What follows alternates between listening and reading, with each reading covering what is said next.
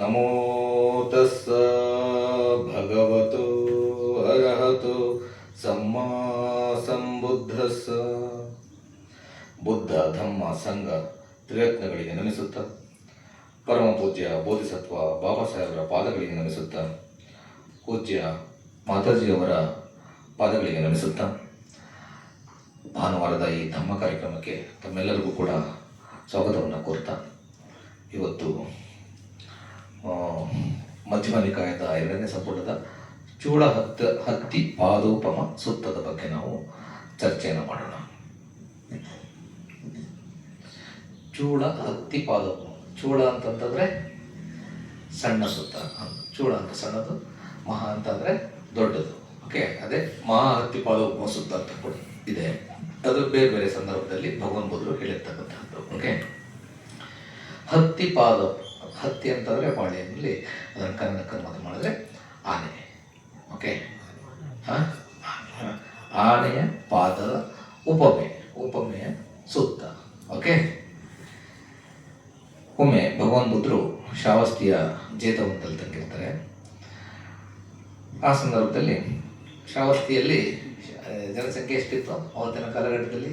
ಸುಮಾರು ಸಲ ಹೇಳಿದ್ದೀನಿ ನಾನು, ಇಮ್ಯಾಜಿನ್ ಮಾಡ್ಕೊಳ್ಳೋದಕ್ಕೂ ಕಷ್ಟ ಆಗುತ್ತೆ. 12 ಕೋಟಿ ಜನಸಂಖ್ಯೆ ಇತ್ತು. ಅದರಲ್ಲಿ 7 ಕೋಟಿ ಜನಗಳು ಸ್ಟ್ರೀಮ್ ಲೈನ್ ಎಂಟರಾಗಿದ್ದರು. 7 ಕೋಟಿ ಜನಗಳು ಸ್ಟ್ರೀಮ್ ಲೈನ್ ಎಂಟರಾಗಿದ್ದು ಅಂದರೆ ಬೋಧಿಯನ್ನು ಪಡ್ಕೊಂಡಿದ್ರು. ಸ್ವತಂತ್ರನ, ಸಗದಾಗಾಮಿ, ಅನಾಗಾಮಿ, ಅರ್ಹತತ್ವವನ್ನು ಪಡ್ಕೊಂಡಿದ್ರು. ಅಂದರೆ ಅವತ್ತಿನ ಕಾಲಘಟ್ಟದಲ್ಲಿ ನಮ್ಮ ದೇಶ ಎಷ್ಟು ಸಮೃದ್ಧವಾಗಿತ್ತು ಅಂತಕ್ಕಂಥದ್ದನ್ನು ನಾವು ಯೋಚನೆ ಮಾಡಬೇಕು. ಓಕೆ, ಆ ಸಮಯದಲ್ಲಿ ಅಲ್ಲಿ ಜಾಣಸೋಣಿ ಅಂತಕ್ಕಂತಹ ಒಬ್ಬ ಬ್ರಾಹ್ಮಣ ಇರ್ತಾನೆ. ಅವನು ತುಂಬ ಆಗರ್ಭ ಶ್ರೀಮಂತ. ಅವನು ಅವನ ಆನೆಗಳು, ಕುದುರೆಗಳ ಒಂದು ಸಮೂಹದ ಜೊತೆಗೆ, ಅವನ ಸ್ನೇಹಿತರ ಜೊತೆಗೆ ದಾರಿನಲ್ಲಿ ಹೋಗ್ತಾ ಇರ್ತಾನೆ. ಯಾವ ಕಡೆ ಹೋಗ್ತಾ ಇರ್ತಾನೆ? ಜೇತವನದ ಕಡೆಗೆ ಹೋಗ್ತಾ ಇರ್ತಾನೆ. ಆಮೇಲೆ ಬರಬೇಕಾದ್ರೆ ಅಲ್ಲೊಬ್ಬ ಪರಿವ್ರಾಜಕ ಅಂತಂದ್ರೆ ಏನು? ಯಾರು ಗೃಹ ತ್ಯಾಗವನ್ನು ಮಾಡಿರ್ತಾರೋ ಅವರನ್ನ ನಾವು ಪರಿವ್ರಾಜಕರು ಅಂತ ಹೇಳ್ತೀವಿ. ಇನ್ನೂ ಅವರು ಬಿಕ್ಕುಗಳಾಗಿರೋದಿಲ್ಲ. ಪರಿವ್ರಾಜಕ ಅಂದರೆ ಗೃಹ ತ್ಯಾಗವನ್ನು ಮಾಡಿ ಸತ್ಯದ ಹುಡುಕಾಟದಲ್ಲಿ ಯಾರಿರ್ತಾರೆ ಅವ್ರನ್ನ ಪರಿವ್ರಾಜಕರು ಅಂತ ಕರಿತೇವೆ. ಒಬ್ಬ ಪರಿವ್ರಾಜಕ, ಪಿಲೋತಿಕ ಅಂತಕ್ಕಂತಹ ಒಬ್ಬ ಪರಿವ್ರಾಜಕ ಇರ್ತಾರೆ. ಅವನು ಆ ದಾರಿನಲ್ಲಿ ಬರ್ತಾ ಇರ್ತಾನೆ. ಆಗಾಗಲೇ ಗೃಹ ತ್ಯಾಗವನ್ನು ಮಾಡಿದ್ರಿಂದ ಅವ್ರ ಮೇಲೆ ರೆಸ್ಪೆಕ್ಟ್ ಜಾಸ್ತಿ ಇರ್ತದೆ. ಸೊ ಈ ಜಾಣಸ್ವಾಮಿ ಅವ್ರನ್ನ ವಿಶ್ ಮಾಡ್ತಾರೆ. ಅವರ ಕುಶಲೋಪರಿಯನ್ನು ವಿಚಾರಿಸ್ಕೊಂಡು ನಂತರ ತಾವು ಯಾವ ಕಡೆಯಿಂದ ಬರ್ತಾ ಇದ್ದೀರಾ ಅಂತ ಅಂದ್ಬಿಟ್ಟು ಕೇಳ್ತಾರೆ. ಆಗ ಪಿಲೋತಕ ಅವ್ರು ಹೇಳ್ತಾರೆ, ಪಿಲೋತಕ ಪರಿವ್ರಾಜಕ ಅವ್ರನ್ನ ವಚ್ಚಾಯನರು ಅಂತ ಅಂದ್ಬಿಟ್ಟು ಕೂಡ ಕರೀತಾ ಇರ್ತಾರೆ. ಪಿಲೋತಕ ವಚ್ಚಾಯನ ಅಂತ. ಅವರು ಯಾವ ಕಡೆಯಿಂದ ಬರ್ತಾ ಇದ್ದೀರಿ ಅಂತ ಅಂದ್ಬಿಟ್ಟು ಕೇಳಿದಾಗ, ನಾನು ಗೌತಮ ಬುದ್ಧರ ದರ್ಶನವನ್ನು ಮಾಡಿಕೊಂಡು ಬರ್ತಾ ಇದ್ದೀನಿ ವಾಪಸ್ ಅಂತ ಅಂದ್ಬಿಟ್ಟು ಹೇಳ್ತಾನೆ. ಆಗ ಅವನಿಗೆ ಜಾಣಿಸೋಣ, ತುಂಬ ಸಂತೋಷ ಆಯಿತು ಶ್ರಮಣರೇ, ತುಂಬ ಸಂತೋಷ ಆಯಿತು. ನೀವು ಗೌತಮರ ಜ್ಞಾನ ದರ್ಶನವನ್ನು ಹೇಗಿದೆ ಅಂತ ಅಂದ್ಬಿಟ್ಟು ನೀವು ಅರ್ಥ ಮಾಡ್ಕೊಂಡಿದ್ದೀರಿ, ಅವರು ಹೇಗೆ ಪ್ರಜ್ಞಾವಂತರು ಅಂತಂದ್ಬಿಟ್ಟು ನೀವು ತಿಳಿದುಕೊಂಡಿದ್ದೀರಿ ಅಂತಂದ್ಬಿಟ್ಟು ಕ್ವಶನ್ ಮಾಡ್ತಾರೆ. ಆಗ ವಜ್ಜಯನ ಪಿಲೋತಕ ಅವರು ಹೇಳ್ತಾರೆ, ನಾನು ಅಂದರೆ ಜಾಣಸೋಣಿ, ನಾನು ಗೌತಮರ ಜ್ಞಾನ ದರ್ಶನವನ್ನು ಹೀಗಿದೆ ಹಾಗಿದೆ ಅಂತಂದ್ಬಿಟ್ಟು ತಿಳಿದುಕೊಂಡು ಕೇಳೋದಕ್ಕೆ ನಾನು ಯಾರು? ನಿಜಕ್ಕೂ ಅವರಂತೆಯೇ ಇರುವ ಇನ್ನೊಬ್ಬ ಶ್ರಮಣರು ಮಾತ್ರ, ಅವರಂತೆಯೇ ಜ್ಞಾನವನ್ನು ಪಡೆದಿರ್ತಕ್ಕಂಥ ಇನ್ನೊಬ್ಬ ಶ್ರಮಣರು ಮಾತ್ರ ಅವ್ರ ಬಗ್ಗೆ ಡಿಸ್ಕ್ರೈಬ್ ಮಾಡ್ಬೋದು ಹೊರತು ನಾನು ಅವ್ರ ಬಗ್ಗೆ ಅವರ ಜ್ಞಾನ ಹಾಗಿದೆ ಹೀಗಿದೆ ಅಂತ ಅಂದ್ಬಿಟ್ಟು ಹೇಳೋದಕ್ಕೆ ನಾನು ಅರ್ಹ ಅಲ್ಲ ಅಂತಂದ್ಬಿಟ್ಟು ಹೇಳ್ತಾನೆ. ಆಗ ಅವನಿಗೆ ತುಂಬ ಜಾಣಸೋನಿಗೆ ತುಂಬ ಖುಷಿ ಆಗ್ತದೆ. ಆಗ ಮತ್ತೆ ಕೇಳ್ತಾನೆ, ಹಾಗಾದರೆ ಪೂಜ್ಯ ವಚನರು ಶ್ರಮಣ ಗೌತಮರನ್ನು ಸಂಶಯಕ್ಕೆಡೆ ಇಲ್ಲದೆ ಪ್ರಶಂಸೆ ಮಾತುಗಳಿಂದ ಪ್ರಶಂಸಿಸುತ್ತಿದ್ದೀರಿ. ಆದರೆ ಗೌತಮರನ್ನು ಪ್ರಶಂಸೆ ಮಾಡುವುದಕ್ಕೆ ಅಂದರೆ ಮಾಡ್ತಾ ಇದ್ದೀರಲ್ಲ, ನನಗೆ ತುಂಬ ಸಂತೋಷ ಆಯಿತು ಅಂತ ಹೇಳ್ತಾನೆ. ಆಗ ಮತ್ತೆ ಇವರು ಯಾರು ವಚ್ಚಾಯನರು ಮತ್ತೆ ಹೇಳ್ತಾರೆ, ನಾನು ಗೌತಮರನ್ನು ಪ್ರಶಂಸೆ ಮಾಡುವಷ್ಟು ದೊಡ್ಡ ವ್ಯಕ್ತಿಯಲ್ಲ. ಅವರು ದೇವ ಮಾನವರಿಗೆ ಗುರುಗಳಾಗಿರೋದ್ರಿಂದ ಅವರು ಪ್ರಶಂಸೆಗೆ ಎಲ್ಲರ ಪ್ರಶಂಸೆಗೆ ಅರ್ಹರು, ನಾನು ಪ್ರಶಂಸೆ ಮಾಡ್ತಾ ಇರ್ತಕ್ಕಂಥದ್ದೆಲ್ಲ ಇದು ಅಂತ ಅಂದ್ಬಿಟ್ಟು ಯಾರು ವಚ್ಚಾಯನರು ಹೇಳ್ತಾರೆ. ಆಗ ಅವನಿಗೆ ತುಂಬ ಖುಷಿ ಆಗ್ತದೆ. ಮತ್ತೆ ಕೇಳ್ತಾನೆ, ಹಾಗಾದರೆ ಗೌತಮರಲ್ಲಿ ಯಾವ ಸಂಪನ್ನತೆಯನ್ನು ಕಂಡು ಈ ರೀತಿಯ ಗೌರವ ಮತ್ತು ವಿಶ್ವಾಸವನ್ನು ನೀವು ಅವರಲ್ಲಿ ಇಟ್ಕೊಂಡಿದ್ದೀರಾ ತಿಳಿಸಿ ಅಂತಂದ್ಬಿಟ್ಟು ಕೇಳ್ತಾರೆ. ಆಗ ವಚ್ಚಾಯನರು ಇದನ್ನು ಉಪಮೆಯನ್ನು ಕೊಡ್ತಾರೆ. ಏನು ಉಪಮೆ? ಜಾಣಸೋಣಿ, ಈಗ ಒಂದು ಅರಣ್ಯ ಇದೆ ಅಂತಂದ್ಬಿಟ್ಟು, ವನ, ಅರಣ್ಯವನ್ನು ವನ ಅಂತಂದ್ಬಿಟ್ಟು ಕೂಡ ಕರೀತಾರಲ್ವ, ವನ ಇದೆ ಅಂತ. ಅಲ್ಲಿ ಆನೆಗಳಿದ್ದಾವೆ. ಆನೆಗಳ ವನದಲ್ಲಿ ನೀನು ಹೋಗಬೇಕಾದ್ರೆ ತುಂಬ ದೊಡ್ಡದಾದಂತಹ ಉದ್ದವಾದ ಅಗಲವಾದ ಒಂದು ಆನೆಯ ಹೆಜ್ಜೆಯ ಗುರುತಿದೆ ಅಂತ ಅಂದ್ಬಿಟ್ಟು ಅನ್ಕೋ. ಆವಾಗ ಅದನ್ನು ನೀನು ನೋಡಿದಾಗ ಆ ಹೆಜ್ಜೆ ಗುರುತನ್ನು ನೋಡಿದ ತಕ್ಷಣ ಏನಾಗ್ತದೆ, ಇಲ್ಲಿ ಒಂದು ಬಹುದೊಡ್ಡ ಆನೆ ಅಥವಾ ದೊಡ್ಡ ಸಲಗ ಇದೆ ಅಂತಕ್ಕಂತಹ ಒಂದು ಕಲ್ಪನೆ ಮನಸ್ಸಿಗೆ ಬರ್ತದೆ. ಅದೇ ರೀತಿ ನಾನು ಕೂಡ ಆ ಜೇತವನಕ್ಕೆ ಹೋದಾಗ ಅಲ್ಲಿ ಅವರ ಭಗವಾನ್ ಬುದ್ಧರ ಒಂದು ಗುರುತೇನಿದೆಯಲ್ಲ, ಅದು ಆ ರೀತಿ ನನಗೆ ಅನ್ನಿಸ್ತು, ಆ ಹೆಜ್ಜೆ ಗುರುತಿನ ರೀತಿ ಅನ್ನಿಸ್ತು. ಹಾಗಾಗಿ ಯಾಕೆ ಅನ್ನಿಸ್ತು ಅಂತಂದರೆ, ಭಗವಾನ್ ಬುದ್ಧರು ಸಮ್ಮಾ ಸಂಬುದ್ಧರು, ಅವರಿಂದ ಧಮ್ಮ ಪರಿಪೂರ್ಣವಾಗಿ ಬೋಧಿಸಲ್ಪಟ್ಟಿದೆ, ಎಲ್ಲ ಆಂಗಲಿಂದನೂ ಕೂಡ ಬೋಧಿಸಲ್ಪಟ್ಟಿದೆ. ಹಾಗೆಯೇ ಅವರ ಸಂಘ ಇದೆಯಲ್ಲ, ಆ ಸಂಘ ಸರಿಯಾದ ಮಾರ್ಗದಲ್ಲಿ ನಡೀತಾ ಇದೆ. ಯಾವ ಮಾರ್ಗದಲ್ಲಿ? ಬೋಧಿಯ ಮಾರ್ಗದಲ್ಲಿ ನಡೀತಾ ಇದೆ. ಹಾಗಾಗಿ ಅವರು ಈ ರೀತಿ ಅಂದರೆ ಆ ಥರ ನಾನು ಅಂದ್ಕೊಂಡೆ ಅಂತ ಅಂದ್ಬಿಟ್ಟು ಹೇಳ್ತಾರೆ. ಹಾಗಾದರೆ ಈ 4 ಇದು ಅದನ್ನು ಯಾವ ರೀತಿ ನೀವು ಡಿಫೆಂಡ್ ಮಾಡ್ಕೋತಾರೆ, ಅಂದರೆ ಯಾವ ಥರ ಎಕ್ಸ್ಪ್ಲೈನ್ ಮಾಡ್ತೀರಾ ಅಂತ ಮತ್ತೆ ಕೇಳ್ತಾರೆ ಯಾರು? ಜಾಣಸ್ವಾಮಿ. ಆಗ ಮತ್ತೆ ಇವರು ವಚ್ಚಾಯನರು ಹೇಳ್ತಾರೆ, ಯಾವ ಥರ ಅಂತಂದರೆ, ಈಗ ಅವ್ರನ್ನ ಯಾಕೆ ಅಷ್ಟು ಪ್ರಶಂಸೆ ಮಾಡ್ತಿದೆ ಅನ್ನೋದಕ್ಕೆ ಈ ನೆಕ್ಸ್ಟ್ ಇದನ್ನು ಕೊಡ್ತಕ್ಕಂಥದ್ದು. ಕೆಲವರು ಅವತ್ತಿನ ಕಾಲಘಟ್ಟದಲ್ಲೂ ಕೂಡ ಏನು ಮಾಡ್ತಾಯಿದ್ರು, ಪ್ರತಿ ಊರಿನಲ್ಲೂ ಕೂಡ ಎಲ್ಲ 62 ಸ್ಕೂಲ್ಸ್ ಆಫ್ ಥಾಟ್ಸ್ ಇದ್ವು ಅವತ್ತೊಂದು ದಿನ, ಬೇರೆ ಬೇರೆ ರೀತಿಯಲ್ಲಿ. ಬಟ್ ಎಲ್ಲರೂ ಕೂಡ ಓಪನ್ ಮೈಂಡೆಡ್ನೆಸ್ ಜಾಸ್ತಿ ಇತ್ತು. ಇವತ್ತಿನ ರೀತಿ ಸಂಕುಚಿತ ಮನೋಭಾವ ಇರಲಿಲ್ಲ. ನಾನೇ ಶ್ರೇಷ್ಠ, ನನ್ನದೇ ಶ್ರೇಷ್ಠ ಅಂತಕ್ಕಂತಹ ಮನೋಭಾವನೆ ಇರಲಿಲ್ಲ ಅಲ್ವಾ? ಭಗವಾನ್ ಬುದ್ಧರ ತ್ರಿಪಿಟಕವನ್ನು ಓದಿದ್ರೆ ಪ್ರತಿ ಹಂತದಲ್ಲೂ ಕೂಡ ಎಷ್ಟೊಂದು ಜನ ಬ್ರಾಹ್ಮಣರು ಬಂದರು, ಜೈನರು ಬಂದರು, ನಿಘಂಟನಾಥರು ಬಂದರು. ಎಲ್ಲರೂ ಕೂಡ ಓಪನ್ ಮೈಂಡಾಗಿ ಡಿಸ್ಕಸ್ ಮಾಡ್ತಿದ್ರು. ಅದು ಸರಿ ಅನ್ಸಿದ್ರೆ ಒಪ್ಕೋತಿದ್ರು. ಸರಿ, ಒಂದೇ ಮನದಲ್ಲಿ ಗಂಡ ಒಂದು ಇದನ್ನು ಫಾಲೋ ಮಾಡ್ತಾ ಇರ್ತಕ್ಕಂತಹ ಮತ್ತು ಹೆಂಡತಿ ಇನ್ನೊಂದು ಇದನ್ನು ಫಾಲೋ ಮಾಡ್ತಾ ಇರ್ತಕ್ಕಂತಹ ಉದಾಹರಣೆಗಳು ಬೇಕಾದಷ್ಟು ಸಿಗ್ತದೆ ನಮಗೆ ಬುದ್ಧರ ಕಾಲಘಟ್ಟದಲ್ಲಿ. ಓಕೆ, ಅಷ್ಟೊಂದು ಡೆಮೋಕ್ರಸಿ ಇತ್ತು. ವಿಶಾಖ ಮಾತೆ ಅವರು ಭಗವಾನ್ ಬುದ್ಧರ ಫಾಲೋವರು, ಅವರ ಗಂಡ ನಿಘಂಟನಾಥರ ಫಾಲೋವರು. ಅವ್ರು ಮತ್ತೆ ಬದಲಾವಣೆ ಮಾಡ್ತಾರೆ. ಅದೇ ರೀತಿ ಸುಜಾತ ಮತ್ತೆ ಸುಭದ್ರ ಇವರೆಲ್ಲರೂ ಕೂಡ ಬೇರೆ ಬೇರೆ ಇಂಟರ್ ರಿಲಿಜಿಯಸ್ ಮ್ಯಾರೇಜಸ್ ಅವತ್ತೇ ಆಗ್ತಾ ಇದ್ವು. ಓಕೆ, ಹಾಗೆ ಇಲ್ಲಿ ಭಗವಾನ್ ಬುದ್ಧರು ಬರಬೇಕಾದ್ರೆ ಅವ್ರನ್ನ ಸೋಲಿಸ್ಲಿಕ್ಕೆ ಅನೇಕ ಜನ ಬ್ರಾಹ್ಮಣರು ಪ್ರಯತ್ನವನ್ನು ಕೂಡ ಮಾಡ್ತಾ ಇದ್ರು ಅವತ್ತಿನ ಕಾಲಘಟ್ಟದಲ್ಲಿ. ಬೇರೆ ಬೇರೆ ರೀತಿಯಲ್ಲಿ ಪ್ಲ್ಯಾನ್ ಮಾಡಿ ಅವರನ್ನ ಕೀಳುವ, ಅಂದರೆ ಅವರ ಒಂದು ಗೌರವವನ್ನು ಹಾಳು ಮಾಡೋದಕ್ಕೆ ಪ್ರಯತ್ನಗಳು ಕೂಡ ಮಾಡ್ತಾ ಇದ್ರು. ಅವರೆಲ್ಲ ಯಾವ ಥರ ಮಾಡ್ತಾ ಇದ್ರು? ವಚ್ಚಾಯನವ್ರು ಹೇಳ್ತಕ್ಕಂಥದ್ದು, ಪಂಡಿತರು, ಜಾಣರು, ಚಾಣಾಕ್ಷರು ಅಂತ ಅಂದ್ಬಿಟ್ಟು ಯಾರು ಅಂದ್ಕೊಂಡಿರ್ತಾರಲ್ಲ, ಅವರು ಕೂದಲನ್ನು ಸೀಳ್ತಕ್ಕಂತಹ ಒಂದು ಅಷ್ಟೋ ಶಾರ್ಪ್ ಬುದ್ಧಿ ಇರ್ತಕ್ಕಂತಹ ಒಂದು ಚಾಣಾಕ್ಷರೆಲ್ಲರೂ ಏನು ಮಾಡ್ತಾ ಇದ್ರು ಅಂದರೆ, ಅವರು ಶ್ರಮಣರು ಅಂದರೆ ಭಗವಾನ್ ಬುದ್ಧರು ಈ ಕಡೆ ಬರ್ತಾ ಇದ್ದಾರೆ ಅಂತ ಅಂದ್ಬಿಟ್ಟು ಗೊತ್ತಾದರೆ ಫಸ್ಟ್ ಕ್ವಶನ್ಸ್ನ ತಯಾರು ಮಾಡಿ ಇಟ್ಕೊಂಡಿರ್ತಾ ಇದ್ರು. ಯಾವ ಥರ? ಈ ಕ್ವಶನ್ ಕೇಳವ ನಾವು ಅವರಿಗೆ, ಭಗವಾನ್ ಬುದ್ಧರಿಗೆ ಈ ಕ್ವಶನ್ ಕೇಳಿದ್ರೆ ನೆಕ್ಸ್ಟ್ ಅವ್ರು ಈ ಥರ ಉತ್ತರ ಕೊಡ್ತಾರೆ. ಈ ಥರ ಉತ್ತರ ಕೊಟ್ಟಾಗ ಅದಕ್ಕೆ ಯಾವ ಥರ ನಾನು ಕೌಂಟರ್ ಮಾಡಬೇಕು ಅಂತಕ್ಕಂಥದ್ದನ್ನು ಫಸ್ಟೇ ತಯಾರಿ ಮಾಡ್ಕೊಂಡು ಈ ಥರ ಕೌಂಟರ್ ಮಾಡವ ಅಂತ ಅಂದ್ಬಿಟ್ಟು ಫಸ್ಟೇ ತಯಾರಿ ಮಾಡ್ಕೊಳ್ತಾ ಇದ್ರು. ಸೊ ಆದರೆ ಭಗವಾನ್ ಬುದ್ಧರು ಬಂದಾಗ ಅವರ ಧರ್ಮವನ್ನು ಕೇಳಿದ ಮೇಲೆ, ಅವರು ಯಾವಾಗ ಧರ್ಮವನ್ನು ಉಪದೇಶ ಹೇಳಿದಾಗ, ಹೇಳಿದಾಗ, ಅವರು ಧರ್ಮದ ಮಾರ್ಗದಲ್ಲಿ ನೀವು ನಡೆರಿ ಅಂತ ಅಂದ್ಬಿಟ್ಟು ಉತ್ತೇಜನವನ್ನು ಕೊಟ್ಟಾಗ, ಪ್ರೇರೇಪಿಸಿದಾಗ ಅವ್ರಿಗೆ ವಾಪಸ್ ಯಾವುದೇ ಕ್ವಶನ್ಸ್ ಕೇಳ್ತಕ್ಕಂಥದ್ದೇ ಮರ್ತೋಗ್ತಿತ್ತು. ಆಗ ಏನು ಮಾಡ್ತಾ ಇದ್ರು ಅವರು ಭಗವಾನ್ ಬುದ್ಧರಲ್ಲಿ ಶರಣಾಗ್ತಾ ಇದ್ರು. ನನ್ನನ್ನು ಉಪಾಸಕ ಅಂತ ಅಂದ್ಬಿಟ್ಟು ನೀವು ಕೊಟ್ಕೊಳ್ಳಿ, ಅಂದರೆ ನನ್ನ ಉಪಾಸಕನನ್ನಾಗಿ ಮಾಡಿ, ನನ್ನನ್ನು ಬಿಕ್ಕುವನನ್ನಾಗಿ ಮಾಡಿ ಅಂತ ಅಂದ್ಬಿಟ್ಟು ಅವರೇ ಶರಣಾಗ್ತಾ ಇದ್ರು. ಕ್ವಶನ್ ಕೇಳೋದನ್ನ ಮರ್ತ್ಕೋತಾ ಇದ್ರು. ಆ ಥರ ಎಲ್ಲರೂ ಕೂಡ ಈ ಪಾದದ ಒಂದು ಇದರಲ್ಲಿ ಶರಣಾಗಕ್ಕೆ ಅತಿ ದೊಡ್ಡ ಆನೆಯ ಪಾದದಲ್ಲಿ ಎಲ್ಲರೂ ಕೂಡ ಹೋಗಿ ಬಿದ್ದ ಹಾಗೆ ಎಲ್ಲರೂ ಕೂಡ ಬುದ್ಧನ ಧರ್ಮದಲ್ಲಿ ಶರಣಾಗ್ತಾ ಇದ್ರು ಅಂತ ಅಂದ್ಬಿಟ್ಟು ಈ ಥರದ ಒಂದು ಉಪಮೆಯನ್ನು ಅವನು ಹೇಳ್ತಾನೆ. ಆಗ ಅವನಿಗೆ ತುಂಬ ಜಾಣಸ್ವಾಮಿಗೆ ತುಂಬ ಖುಷಿ ಆಗ್ತದೆ. ಅವನಿಗೆ ನಮಸ್ಕಾರ ಮಾಡಿ ಬೀಳ್ಕೊಡುಗೆ ಕೊಟ್ಟು ನೆಕ್ಸ್ಟ್ ಜೇತ ಒಂದು ಕಡೆಗೆ ಹೋಗ್ತಾನೆ. ಆ ಬ್ರಾಹ್ಮಣ ಜೋಣಸಾಣ ಜಾಣಸೋಣಿ ಅಂತ ಅವನು ಭಗವಾನ್ ಬುದ್ಧರಲ್ಲಿ ಇದ್ರು. ಎಲ್ಲಿದ್ರು? ಜೇತವನದಲ್ಲಿದ್ದರು. ಅಲ್ಲಿ ಗಂಧಕುಟಿನಲ್ಲಿರ್ತಾರೆ. ಅವ್ರ ಹತ್ರ ಹೋಗಿ ಅವ್ರಿಗೆ ನಮಸ್ಕಾರ ಮಾಡಿ ಅವರ ಕುಶಲೋಪರಿಯನ್ನು ವಿಚಾರ ಮಾಡಿ ಅವ್ರಿಗೆ ಮತ್ತೆ ಹೇಳ್ತಾರೆ. ಈ ಥರ ವಚ್ಚಾಯನವರು ಸಿಕ್ಕಿದ್ರು, ಪರಿವ್ರಾಜಕ ವಚ್ಚಾಯನವರು. ಅವ್ರ ಹತ್ರ ನಮ್ಮ ಹತ್ರ ಇವೆಲ್ಲ ಡಿಸ್ಕಷನ್ ಆಯಿತು.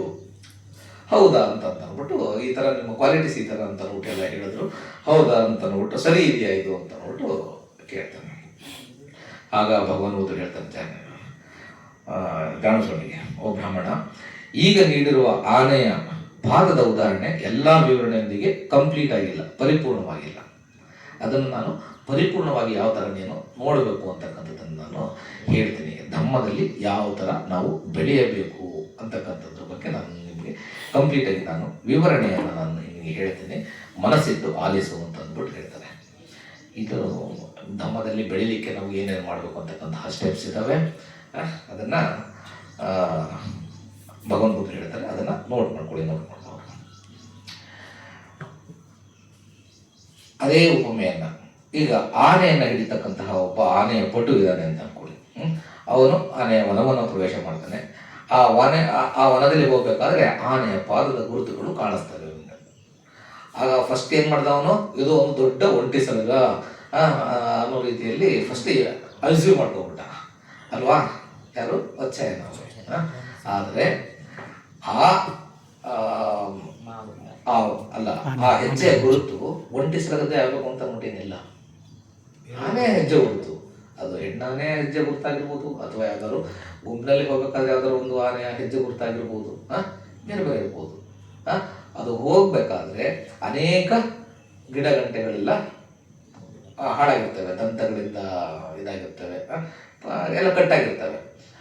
ಆ ದಾರಿಯನ್ನು ನೀನು ಹಿಡಿದು ಮುಂದೆ ಹೋಗ್ತಾ ಹೋಗ್ತಾ ಹೋಗ್ತಾ ಅದರ ಎಲ್ಲಿ ಇರುತ್ತಲ್ಲ ಅದನ್ನ ನಿನ್ನ ಕಣ್ಣಾರೆ ನೋಡಿದಾಗ ಅದು ನಿಜವಾಗ್ಲೂ ಕೂಡ ಒಂಟಿಸಲಾಗವೋ ಅಥವಾ ಇಲ್ವೋ ಅಂತಕ್ಕಂಥದ್ದನ್ನ ನೀನೇ ಅರ್ಥ ಮಾಡ್ಕೋಬಹುದು. ಅಂದರೆ ನಿನ್ನ ಕಣ್ಣಾರೆ ನೋಡಿ ನೀನು ನಿನ್ನ ಅರಿವಿಗೆ ಪಡ್ಕೊಂಡಾಗ ಮಾತ್ರ ನಿನಗೆ ಅದು ಕರೆಕ್ಟಾಗಿ ರಿಯಲೈಸ್ ಆಗುತ್ತೆ. ಇಲ್ಲ ಅಂದರೆ ಅಸಂಪ್ಷನ್ ಆಗುತ್ತೆ ಅಲ್ವಾ, ಕೇವಲ ಕಲ್ಪನೆ ಆಗುತ್ತೆ. ಒಂದು ಹೆಜ್ಜೆ ಗೊತ್ತ ನೋಡಿ ಇದು ಒಂಟಿ ಸಲಗತ್ತೆ ಅಂತ ಅಂದ್ಬಿಟ್ಟು ಅಸ್ಯೂಮ್ ಮಾಡ್ಕೋಬಾರ್ದು ಅಂತ ಅಂದ್ಬಿಟ್ಟು ಹೇಳ್ತಾರೆ. ಹಾಗಾದರೆ ಆ ಥರ ನಾವು ಆ ದಾರಿನಲ್ಲಿ ನಡೆದು ಒಂದು ಕೊನೆಯ ಹಂತವನ್ನು ಹೇಗೆ ತಲುಪಬೇಕು ಅಂತಕ್ಕಂಥ ಧಮ್ಮದ ಇದರಲ್ಲಿ ಅವರು ವಿವರಣೆಯನ್ನು ಕೊಡ್ತಾ ಹೋಗ್ತಾರೆ. ಆಗ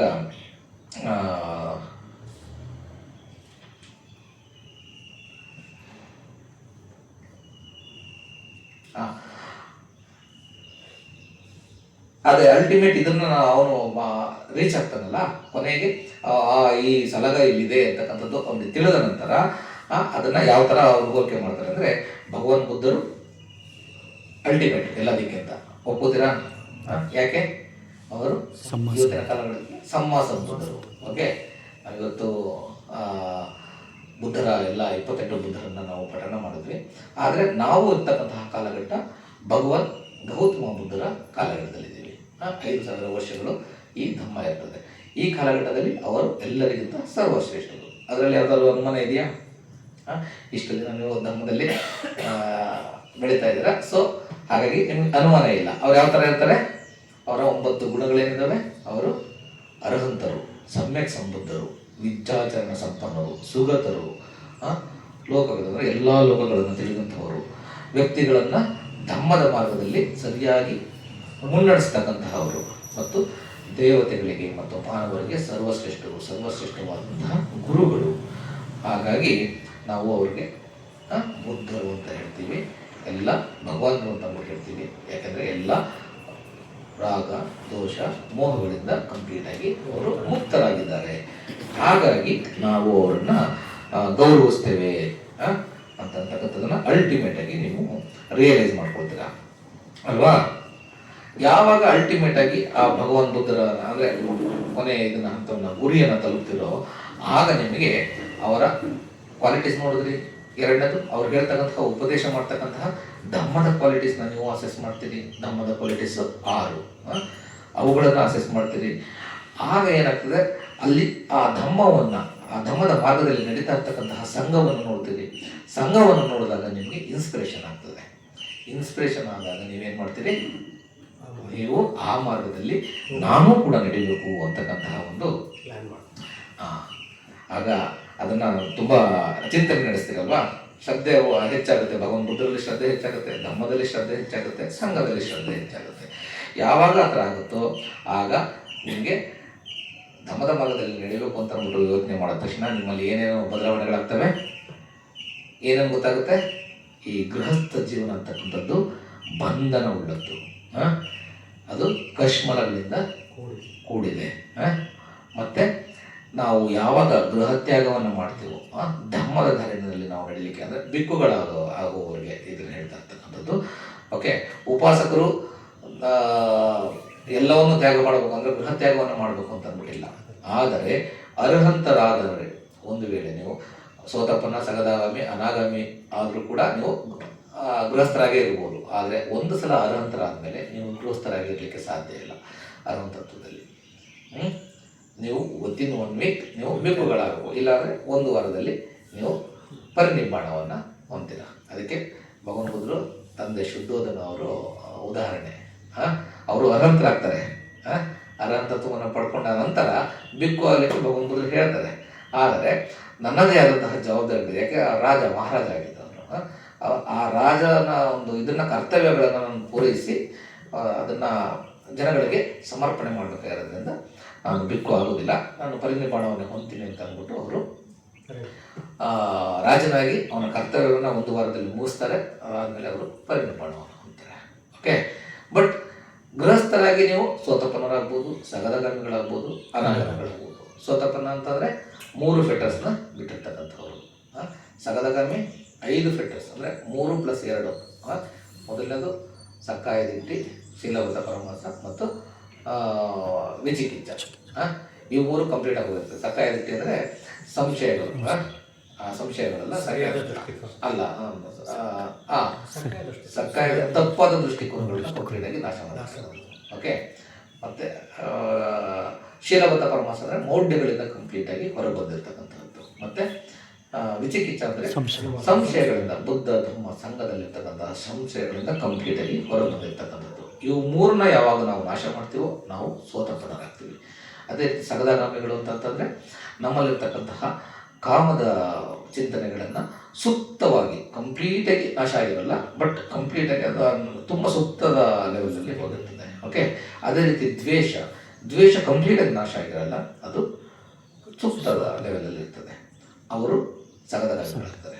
ಸೋತಪ್ಪನವರಿಗೆ ಮ್ಯಾಕ್ಸಿಮಮ್ 7 ಲೈಫ್ ಇರುತ್ತೆ, ಅಷ್ಟರೊಳಗಡೆ ಅವರು ಅನಂತರ ಆಗೇ ಇರ್ತಾರೆ. ಸಗದಾಗಾಮಿಗಳಾಯಿತು ಅಂದರೆ ಒಂದೇ ಲೈಫು, ನೆಕ್ಸ್ಟ್ ಲೈಫಲ್ಲಿ ಅವರು ಅನಂತರಾಗ್ತಾರೆ.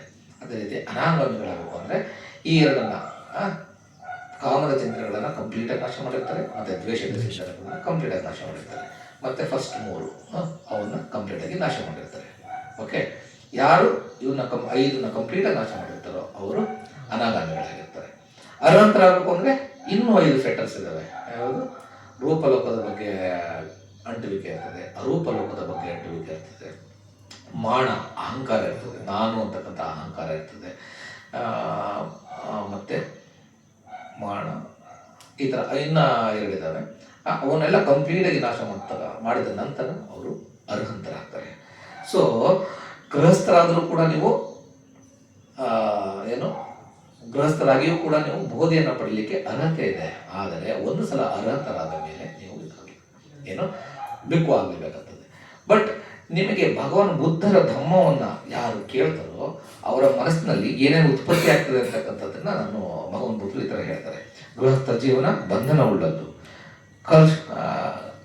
ಕಲ್ಮಶವನ್ನು ಉಳ್ಳದ್ದು, ಮತ್ತು ಪರಿವ್ರಾಜಕತೆ ಅಂದರೆ ಮನೆಯನ್ನು ಗೃಹತ್ಯಾಗವನ್ನು ಮಾಡಿದ್ರೆ ಅದರಿಂದ ಮನಸ್ಸು ಒಂದು ಹಂತಕ್ಕೆ ಬಿಡುಗಡೆಯನ್ನು ಹೊಂದುತ್ತೆ. ಅದು ಬ್ರಹ್ಮಚರ್ಯ ಜೀವನವನ್ನು ಸಾಗಿಸಿದಾಗ ಒಂದು ವೇಳೆ ನನ್ನ ತಲೆಗೂದಲನ್ನು ತೆಗೆದು ಕಾಷಾಯ ವಸ್ತ್ರಗಳನ್ನು ಧರಿಸ್ಕೊಂಡು ಅಲ್ಪದಲ್ಲೇ ಎಷ್ಟಿರುತ್ತೆ ಅಷ್ಟರಲ್ಲೇ ಸಂತೃಪ್ತಿಯನ್ನು ನಾವು ಪಡ್ಕೊಳ್ಳಿಕ್ಕೆ ಸ್ಟಾರ್ಟ್ ಮಾಡಿದಾಗ ನಮ್ಮ ಧಮ್ಮದ ಬೆಳವಣಿಗೆ ಇನ್ನೂ ಹೆಚ್ಚು ಎತ್ತರಕ್ಕೆ ಹೋಗ್ತದೆ ಅಂತ ಅಂದ್ಬಿಟ್ಟು ಭಗವಂತ ಬುದ್ಧರು ಹೇಳ್ತಾರೆ. ಮತ್ತು ಆಗ ಮತ್ತೆ ಕಂಟಿನ್ಯೂ ಮಾಡ್ತಾರೆ. ಬರೀ ಇಷ್ಟಕ್ಕೆ ಅಲ್ಲ, ಅಷ್ಟೆಲ್ಲ ಮಾಡಾದ್ಮೇಲೆ ನೆಕ್ಸ್ಟ್ ಏನು ಮಾಡಬೇಕು? ಧಮ್ಮದಲ್ಲಿ ಬೆಳವಣಿಗೆ ಆಗ್ಬೇಕಂದ್ರೆ ಬೆಳಗ್ಗೆ ತೆಗೆದುಕೊಂಡು ಅಲ್ಲ, ಫಸ್ಟು ಶೀಲಗಳನ್ನು ಫಾಲೋ ಮಾಡಬೇಕು. ಶೀಲಗಳನ್ನು ಯಾವ ಥರ? ಮೊದಲನೇದು ನಾವು ಶೀಲಗಳನ್ನು ಪಂಚಶೀಲಗಳನ್ನು ಫಾಲೋ ಮಾಡ್ತೀವಲ್ಲ, ಅದು ಕೇವಲ ಅಷ್ಟಕ್ಕೆ ಅಲ್ಲ, ಅದನ್ನು ನಾವು ರೆಗ್ಯುಲರ್ಗೆ ಉಪಾಸಕರಾಗಿ ನಾವು ಕಂಪ್ಲೀಟಾಗಿ ಫಾಲೋ ಮಾಡಬೇಕು. ಅದನ್ನು ನೆಕ್ಸ್ಟ್ ಲೆವೆಲ್ ತೆಗೆದುಕೊಂಡು ಹೋಗಬೇಕು ಅಂದರೆ ಅಧಿಶೀಲ ಅಂತ ಅಂದ್ಬಿಟ್ಟು ಹೇಳ್ತೀವಿ. ನಮ್ಮ ಉದ್ದೇಶವನ್ನು ನಿರ್ಮಾಣದ ಉದ್ದೇಶ ಇಟ್ಕೊಂಡು ನಾವು ಪರ್ಫೆಕ್ಟಾಗಿ ಶೀಲಗಳನ್ನು ಫಾಲೋ ಮಾಡಿದ್ರೆ ಆಗ ಅಧಿಶೀಲ ಆಗುತ್ತೆ. ಅದು ಯಾವ ಥರ? ಓಕೆ, ಒಬ್ಬ ಶ್ರವಣನಾಗಿ ಭಿಕ್ಷು ಶಿಕ್ಷಣವನ್ನು ಪಡೆದು ಅವರಂತೆಯೇ ಜೀವಿಸುವವನಾಗಿ ಪ್ರಾಣಹತ್ಯೆಯನ್ನು ಕಂಪ್ಲೀಟಾಗಿ ಬಿಟ್ಟುಬಿಡ್ಬೇಕು. ಮತ್ತು ದಂಡವನ್ನು ತೆಗೆದಿಟ್ಟು ನಮ್ಮ ಹತ್ರ ಯಾವುದೇ ಆಯುಧವನ್ನು ಇಟ್ಕೊಳ್ಬಾರ್ದು. ಭಿಕ್ಕುಗಳಾದವರು ಆಯುಧಗಳನ್ನ ಇಟ್ಕೊಳ್ಳೋದಿಲ್ಲ. ಓಕೆ, ಹಾಗೆ ಎಲ್ಲ ಪ್ರಾಣಿಗಳ ಮೇಲೆ, ಎಲ್ಲ ಜೀವಿಗಳ ಮೇಲೆ ಅನುಕಂಪ ಭರಿತವುಳ್ಳವನಾಗಿ, ಕರುಣೆಯುಳ್ಳವನಾಗಿ, ಎಲ್ಲ ಜೀವಿಗಳ ಮೇಲೆ ಅಗಾಧವಾದ ಮೈತ್ರಿಯನ್ನು ಹರಿಸುವವನಾಗಿರಬೇಕು. ಓಕೆ, ಮತ್ತು ತನ್ನದೇನು ತಮ್ಮದಲ್ವೋ ಅದನ್ನು ಯಾವುದೇ ರೀತಿ ಪರ್ಮಿಷನ್ ಇಲ್ಲದೆ ಮುಟ್ಟಬಾರ್ದು. ಕೊಡದೇ ಇದ್ದದ್ದನ್ನು ನಾವು ತಗೋಬಾರ್ದು. ಓಕೆ, ಕೊಟ್ಟಿದ್ದನ್ನು ಮಾತ್ರ ತೆಗೆದುಕೊಳ್ಬೇಕು. ತನಗೆ ತಾನು ಪರಿಶುದ್ಧವಾದ ಜೀವನವನ್ನು ಸಾಗಿಸಬೇಕು. ಅಂದರೆ ವ್ಯಭಿಚಾರವನ್ನು ಮಾಡದೆ ಕೌಟುಂಬಿಕ ಜೀವನವನ್ನು ಪರಿಪೂರ್ಣವಾಗಿ ಪಾಲನೆ ಮಾಡಬೇಕು. ಒಂದು ವೇಳೆ ಮದುವೆ ಆಗಿಲ್ಲ ಅಂತಂದರೆ ಮಕ್ಕಳಿಗೆ ಅಬ್ರಹ್ಮಚರ್ಯವನ್ನು ಫಾಲೋ ಮಾಡಬೇಕು. ಬಿಕ್ಕುಗಳಾಯಿತು ಅಂತಂದರೆ ಅಬ್ರಹ್ಮಚರ್ಯವನ್ನು ಕಂಪ್ಲೀಟಾಗಿ ಫಾಲೋ ಮಾಡಬೇಕು. ಮತ್ತು ಪಿಸುಣವಾಚ ಅಂತಂದರೆ ಸುಳ್ಳನ್ನು ಹೇಳಬಾರ್ದು, ಹಾಗೆ ಮೋಸವನ್ನು ಮಾಡಬಾರ್ದು. ಮತ್ತು ಪರುಸವಾಚ ಅಂತಂದರೆ ಚಾಡಿಯನ್ನು ಹೇಳಬಾರ್ದು. ಚಾಡಿ ಅಂತಂದರೆ ಹಿಂದೆ ಸಂಘಭೇದ ಬೇರೆ, ಚಾಡಿ ಬೇರೆ. ಚಾಡಿ ಅಂತಂದರೆ ಒಬ್ಬನ ಹಿಂದೆ ಅವನ ಆಬ್ಸೆನ್ಸ್ ಅಲ್ಲಿ ನೀವು ಅವನ ಬಗ್ಗೆ ಕೆಟ್ಟದ್ದನ್ನು ಹೇಳ್ತಕ್ಕಂಥದ್ದು ಚಾಡಿ. ಓಕೆ, ಸೊ ಅಂತಹದ್ದನ್ನು ನಾವು ಬಿಡಬೇಕು. ಅದ್ರ ಬದಲು ನಾವೇನು ಮಾಡಬೇಕು? ಇಬ್ಬರನ್ನ ಐಕ್ಯತೆ ಉಂಟು ಮಾಡ್ತಕ್ಕಂತಹ ಮಾತುಗಳನ್ನ ಆಡಬೇಕು. ಸ್ನೇಹಿತರನ್ನ ಒಂದುಗೂಡಿಸ್ತಕ್ಕಂತಹ ಮಾತುಗಳನ್ನ ಆಡಬೇಕು. ಮತ್ತು ಕಟು ನುಡಿಯನ್ನು ನಾವು ಆಡಬಾರ್ದು. ಅಂದರೆ ಕೆಟ್ಟ ಪದಗಳನ್ನು ನನಗೆ ಮತ್ತು ಬೇರೆಯವರಿಗೆ ಹರ್ಟ್ ಆಗ್ತಕ್ಕಂತಹ ಭಾಷೆಯಲ್ಲಿ ನಾವು ಮಾತಾಡಬಾರ್ದು. ಮೃದುವಾದ ಭಾಷೆಗಳಲ್ಲಿ ನಾವು ಮಾತಾಡಬೇಕು. ಅವು ಪ್ರೇಮದಿಂದ ಕೂಡಿರಬೇಕು, ಮಧುರವಾಗಿರಬೇಕು. ತನ್ನ ಕಿವಿಗೂ ಮಧುರವಾಗಿರಬೇಕು, ಇತರರ ಕಿವಿಗೂ ಕೂಡ ಮಧುರವಾಗಿರಬೇಕು. ಅದು ಹೃದಯಂಗಮವಾಗಿರುವಂತಹ ಮಾತುಗಳನ್ನು, ಶಬ್ದಗಳನ್ನು ನಾವು ಉಪಯೋಗಿಸ್ಬೇಕು. ಮತ್ತು ಸಭ್ಯವಾಗಿರ್ತಕ್ಕಂತಹ ಮಾತುಗಳನ್ನು ನಾವು ಆಡಬೇಕು. ಅದು ಬಹುಜನರಿಗೆ ಒಪ್ಪಿಗೆ ಆಗುವಂಥದ್ದಿರಬೇಕು. ಅಂತಹ ಮಾತುಗಳನ್ನು ನಾವು ಆಡಬೇಕು. ಹಾಗೆ ಹರಟೆ ಹೊಡೆಯೋದ್ರಿಂದ ನಾವು ವಿಮುಕ್ತರಾಗಿರಬೇಕು. ಹರಟೆ ಅಂತಂದರೆ ಯಾವುದು ಕೆಲಸಕ್ಕೆ ಬಾರದ ವಿಚಾರಗಳಿರ್ತವೋ ಅಂಥದ್ರ ಬಗ್ಗೆ ನಾವು ಚರ್ಚೆಯನ್ನು ಮಾಡಬಾರ್ದು. ಅದರಿಂದ ಅದು ನಮ್ಮನ್ನು ಎಲ್ಲಿಗೂ ಕೂಡ ಕರ್ಕೊಂಡು ಹೋಗಲ್ಲ. ಅದು ನಮ್ಮನ್ನು ಮತ್ತೆ ದುಃಖ ಚಕ್ರದಲ್ಲೇ ಸಿಕ್ಕಾಕಿಸ್ತಾ ಇರ್ತದೆ. ಸೊ ನಾವು ಧಮ್ಮ ಚರ್ಚೆಯನ್ನು ಮಾಡಿದಾಗ ನಾವು ಆ ಧಮ್ಮದಲ್ಲಿ ಬೆಳಿತೇವೆ. ಅದು ನಮ್ಮನ್ನು ನಿಬ್ಬಾಣದ ಕಡೆ ತೆಗೆದುಕೊಂಡು ಹೋಗ್ತದೆ. ಓಕೆ, ಇದು ಪಂಚಶೀಲದ ಬಗ್ಗೆ ಹೇಳ್ತಾರೆ. ಒಂದು ಸಲ ನಾವು ಧಮ್ಮವನ್ನು ಫಾಲೋ ಮಾಡ್ತೀವಿ ಅಂತಂದರೆ ಈ ಪಂಚಶೀಲದ ಪಾಲನೆ must and should.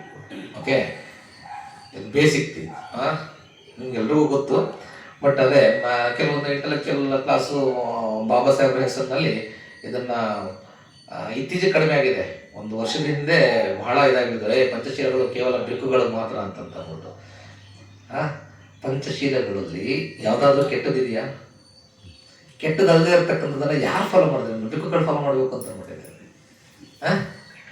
Baba Saheb ಹೇಳಿಲ್ಲ. ಬಾಬಾ ಸಾಹೇಬ್ ಹೆಸರಿನಲ್ಲಿ ಈ ಥರದ ಒಂದು ದೊಡ್ಡ ಇದನ್ನು ಇತ್ತು. ಇಲ್ಲೇನೇ ಒಂದು ಪ್ರೋಗ್ರಾಮ್ ಮಾಡಿದಾಗ ಅದ್ರ ಬಗ್ಗೆ ವಾದ ವಿವಾದಗಳಾದವು. 1-2 ವರ್ಷದ ಹಿಂದೆ. ಆ ಥರದ ಇದಕ್ಕೆ ನಾವ್ಯಾರು ಕೂಡ ಈಡಾಗಬಾರ್ದು. ಧಮ್ಮದಲ್ಲಿ ಬೆಳವಣಿಗೆ ಆಗಬೇಕು ಅಂತಂದರೆ ಪಂಚಶೀಲಗಳ ಪಾಲನೆ ಕಡ್ಡಾಯ. ಓಕೆ, ಅದು ಒಂದು. ಎರಡನೇದು ಹೇಳ್ತಾರೆ, ಬಿಕ್ಕು ಆದ ನಂತರ ಅವನು ಏನು ಮಾಡ್ತಾನೆ, ಯಾವುದೇ ಬರೀ ಜೀವಿಗಳ ಬಗ್ಗೆ ಮಾತ್ರ ಹೇಳಿದ್ವಿ ಅಲ್ವಾ, ಬಟ್ ಬಿಕ್ಕುಗಳಾದವರು ಬೀಜದಿಂದ ಬರ್ತಕ್ಕಂತಹ ಸಸಿಗಳಿದಾವಲ್ಲ, ಮೊಳಕೆ ಹೊಡತಕ್ಕಂತಹ ಸಸಿಗಳು, ಅವುಗಳಿಗೂ ಕೂಡ ಹಾನಿ ಮಾಡೋಂಗಿಲ್ಲ. ಸಸ್ಯ ಜೀವನವನ್ನಾಗಲಿ ಅಥವಾ ಬೀಜಗಳಿಂದ ಬರ್ತಕ್ಕಂತಹ ಮೊಳಕೆಗಳನ್ನಾಗಲಿ ಹಾನಿ ಮಾಡಬಾರ್ದು. ಅವನು ಒಂದು ಹೊತ್ತು ಆಹಾರ ಸೇವನೆ, ತನ್ನ ದೇಹವನ್ನು ಆರೋಗ್ಯವಾಗಿ ಇಟ್ಕೊಳ್ಳಿಕ್ಕೆ ಎಷ್ಟು ಆಹಾರದ ಅಗತ್ಯ ಇದೆಯೋ ಅಷ್ಟು ಆಹಾರವನ್ನು ಸೇವನೆ ಮಾಡ್ತಾರೆ. ಮತ್ತು ರಾತ್ರಿಯಲ್ಲಾಗಲಿ ಮತ್ತು ಹಗಲಲ್ಲಾಗಲಿ ಅಕಾಲದಲ್ಲಿ ವಿಕಾಲ ಭೋಜನವನ್ನು ಅವರು ಮಾಡೋದಿಲ್ಲ. ಅಂದರೆ 12 ಗಂಟೆಯ ನಂತರ ಅದನ್ನು ವಿಕಾಲ ಭೋಜನ ಅಂತ ಹೇಳ್ತಾರೆ. ಬಟ್ ಆರೋಗ್ಯದ ಏರುಪೇರಿತ್ತು ಅಂತಂದರೆ ಆಹಾರವನ್ನು ಸೇವನೆ ಮಾಡೋದ್ರಲ್ಲಿ ತಪ್ಪಿಲ್ಲ. ಒಂದು. ಎರಡನೆಯದು, 12 ಗಂಟೆಯ ನಂತರ ಜ್ಯೂಸಸ್ನ ತೆಗೆದುಕೊಳ್ಳೋದಕ್ಕೆ ಅಭ್ಯಂತರ ಇಲ್ಲ. ಜ್ಯೂಸಸ್ ಅಂತಂದರೆ ಹಾಲಿನ ಅಂಶಗಳಲ್ಲ, ಜ್ಯೂಸ್ನ ತೆಗೆದುಕೊಳ್ತಕ್ಕಂಥದ್ರಲ್ಲಿ ಅಭ್ಯಂತರ ಇಲ್ಲ. ಮತ್ತು ನೃತ್ಯ, ಗೀತ, ವಾದನ, ಮೋಜಿನ ಅಂದರೆ ಎಂಟರ್ಟೈನ್ಮೆಂಟಿಂದ ವಿರತರಾಗಿರಬೇಕು. ಮತ್ತು ನಮ್ಮ ಸೌಂದರ್ಯವರ್ಧಕಗಳನ್ನು, ಮಾಲ, ಗಂಧ, ವಿಲೇಪನ, ಸೆಂಟ್ಸು ಅವನ್ನೆಲ್ಲ ನಾವು ಯೂಸ್ ಮಾಡಬಾರ್ದು. ಅಲಂಕಾರಿಕ ವಸ್ತುಗಳನ್ನು ಧರಿಸೋದ್ರಿಂದ ವಿರತರಾಗಿರ್ತಾರೆ. ಮತ್ತು ಈ ಏನು ಕೇವಲ ಗಂಧಲೇಪನ ಅಷ್ಟೇ ಅಲ್ಲ, ಈ ಹಾರಗಳು ಅಂದರೆ ಚಿನ್ನದ ಒಡವೆಗಳನ್ನು ಹಾಕೊಳ್ಳೋದ್ರಿಂದ ಅವರು ವಿರತರಾಗಿರ್ತಾರೆ. ಚಿನ್ನ ಮತ್ತು ಬೆಳ್ಳಿಗಳನ್ನು ಪಡೆಯುವುದರಿಂದಲೂ ಕೂಡ ವಿರತರಾಗಿರ್ತಾರೆ. ಹಾಗೆಯೇ ಅವರು ಧಾನ್ಯ ಪದಾರ್ಥಗಳನ್ನು ಪಡೆಯೋದ್ರಿಂದಲೂ ಕೂಡ ವಿರತರಾಗಿರ್ತಾರೆ. ಇದು ಕೆಲವೊಂದು ಅಂಶಗಳು ತುಂಬ ಇಂಪಾರ್ಟೆಂಟ್ ಇದ್ದಾವೆ. ಬಿಕ್ಕುಗಳಾದವರಿಗೆ ಇದು ಹೇಳ್ತಕ್ಕಂಥದ್ದು. ಧಾನ್ಯ ಪದಾರ್ಥಗಳನ್ನು ಪಡೆಯುವುದರಿಂದ ವಿರತರಾಗಿರ್ತಾರೆ. ದಾಸಿಯರನ್ನು ಪಡೆಯೋದ್ರಿಂದ ವಿರತರಾಗಿರ್ತಾರೆ. ಅವ್ರಿಗೆ ಯಾವುದೇ ರೀತಿ ಸೇವಕರನ್ನು ಅವರು ಪಡೆಯೋದಿಲ್ಲ. ಯಾಕೆಂದರೆ ಅದನ್ನು 5 ರೀತಿಯ ಇದರಲ್ಲಿ ಅವ್ರನ್ನ ಉದ್ಯೋಗಗಳನ್ನು ನಾವು ಮಾಡಬಾರ್ದು ಅನ್ನೋ ಇದರಲ್ಲಿ ಅವರು ಕ್ಲಿಯರ್ ಕಟ್ಟಾಗಿ ಹೇಳ್ಬಿಡ್ತಾರೆ. ದಾಸರನ್ನು ಇಟ್ಕೊಳ್ತಕ್ಕಂಥದ್ದು ಮಾಡಬಾರ್ದು ಅಂತ ಅಂದ್ಬಿಟ್ಟು. ಮತ್ತು ಮೇಕೆ, ಕುರಿಗಳನ್ನು ಪಡೆಯೋದ್ರಿಂದ ವಿರತರಾಗಿರ್ತಾರೆ. ಕೋಳಿಗಳನ್ನು, ಹಂದಿಗಳನ್ನು ಪಡೆಯೋದ್ರಿಂದ ವಿರತರಾಗಿರ್ತಾರೆ. ಆನೆಗಳು, ಹಸುಗಳು, ಕುದುರೆಗಳು, ಹೆಣ್ಣು ಕುದುರೆಗಳು ಪಡೆಯುವುದರಿಂದ ವಿರತರಾಗಿರ್ತಾರೆ. ಹೊಲ ಮತ್ತು ಜಾಗಗಳನ್ನು ಪಡೆಯುವುದರಿಂದ ವಿರತರಾಗಿರ್ತಾರೆ. ಹೊಲ ಮತ್ತು ಜಾಗಗಳನ್ನು ಮತ್ತು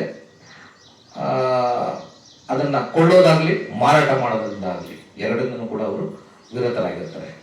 ತೂಕ ಕಳ್ಳತನ ಮಾಡೋದ್ರಿಂದ, ಬಿಸ್ನೆಸ್ ಮಾಡ್ತಕ್ಕಂಥದ್ರಿಂದ ಕಂಪ್ಲೀಟಾಗಿ ವಿರತರಾಗಿರ್ತಾರೆ. ಮಿಶ್ರಲೋಹಗಳನ್ನ ಅಂತಂದರೆ ಅವುಗಳನ್ನು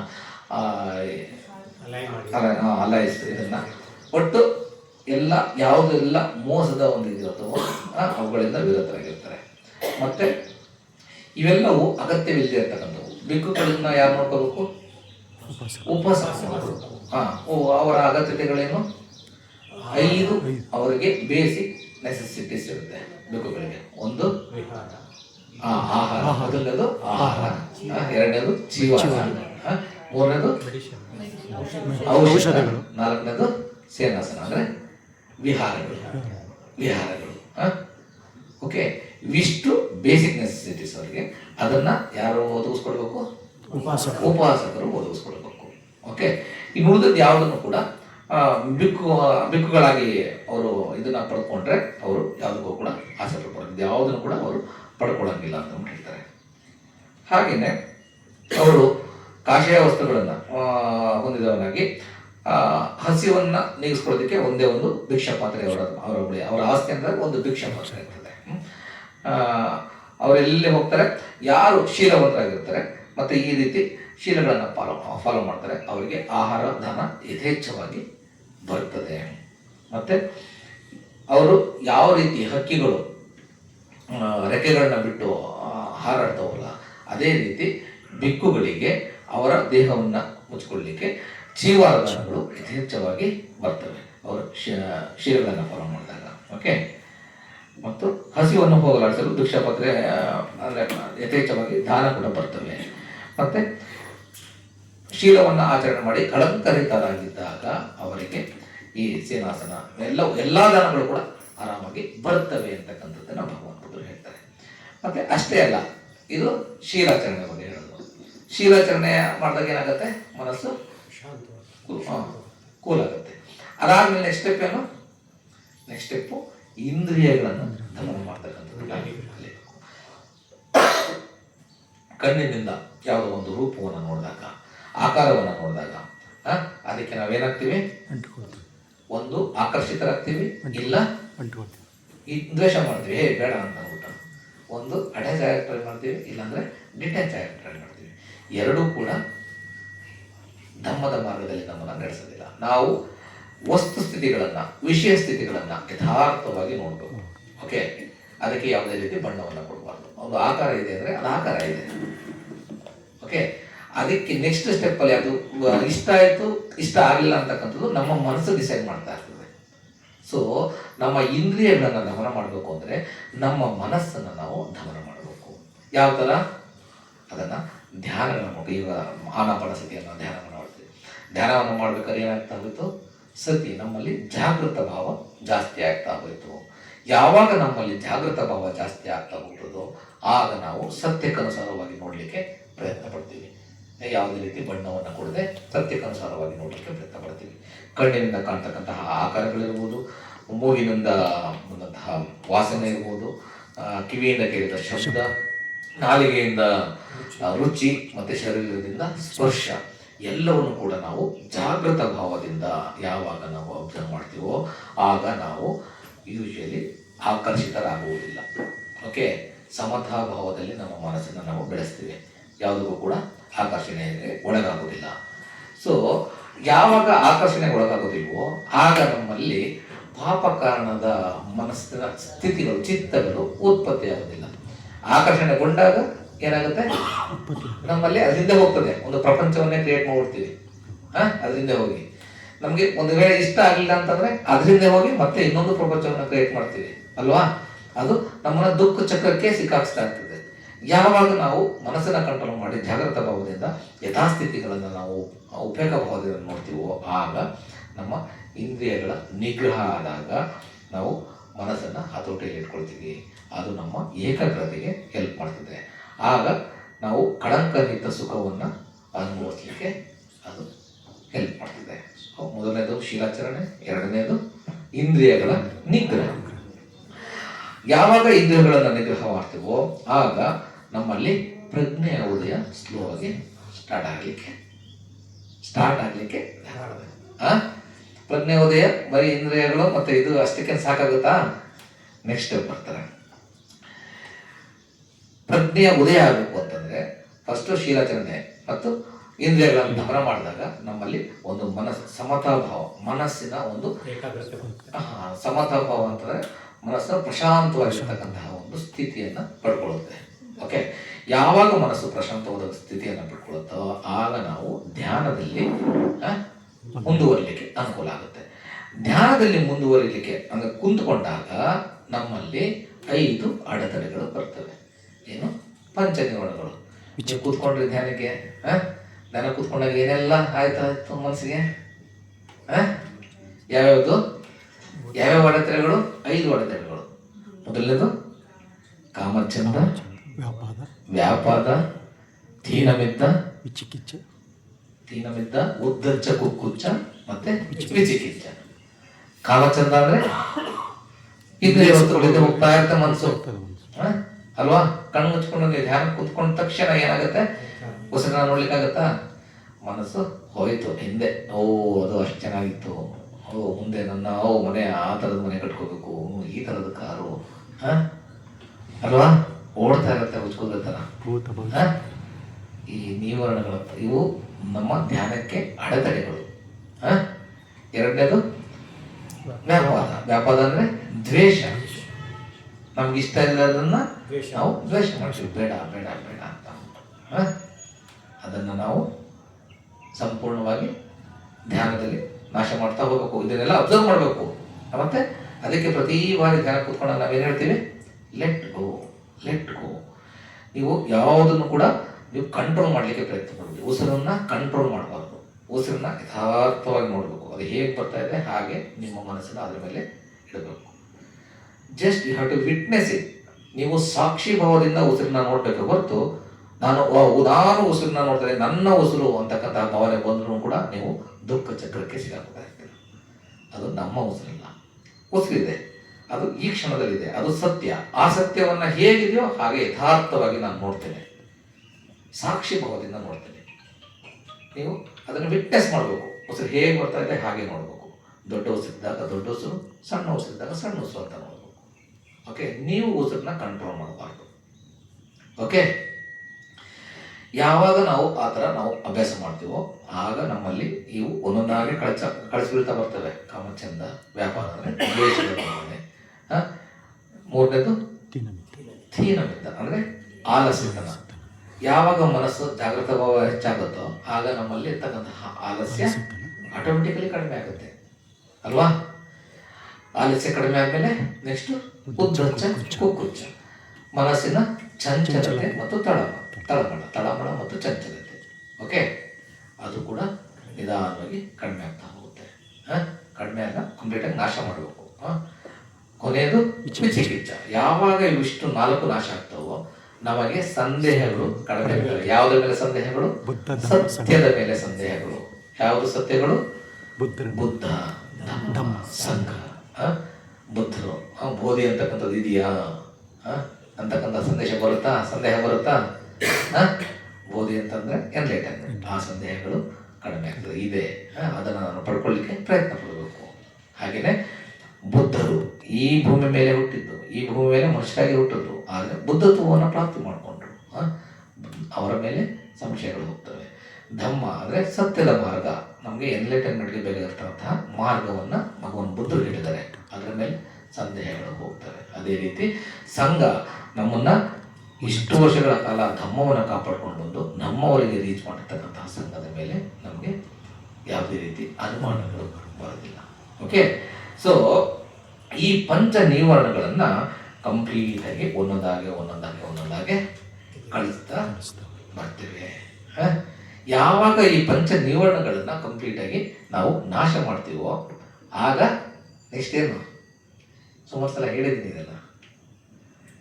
ಆಗ ನಾವು ಧ್ಯಾನವನ್ನು ಎಂಟರ್ ಆಗಲಿಕ್ಕೆ ಎಲಿಜಿಬಿಲಿಟಿ ಬರ್ತದೆ ಅಷ್ಟೇ. ಧ್ಯಾನಗಳನ್ನ ಎಂಟರ್ ಆಗಲ್ಲ, ನೀವು ಎಲಿಜಿಬಿಲಿಟಿ ಬರ್ತದೆ. ಹೇಗೆ ನೀವು ಇಲ್ಲಿ ಬೋಧಿಸತ್ವ ಧ್ಯಾನ ಮಂದಿರಕ್ಕೆ ಬರಲಿಕ್ಕೆ ಏನೆಲ್ಲ ಬಿಟ್ಟು ಬಂದ್ರಿ?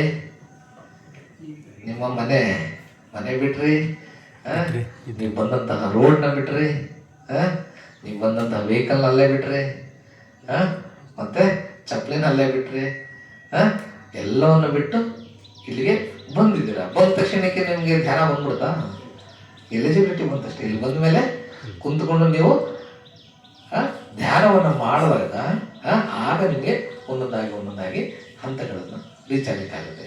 ಆ ಹಂತಗಳನ್ನ ರೀಚ್ ಆಗಬೇಕು ಅಂತಂದರೆ ಅಲ್ಲೂ 5 ಸ್ಟೇಜಸ್ ಬರ್ತದೆ. 4 ಧ್ಯಾನಗಳು, ಅದರಲ್ಲಿ 5 ಏನೇನು?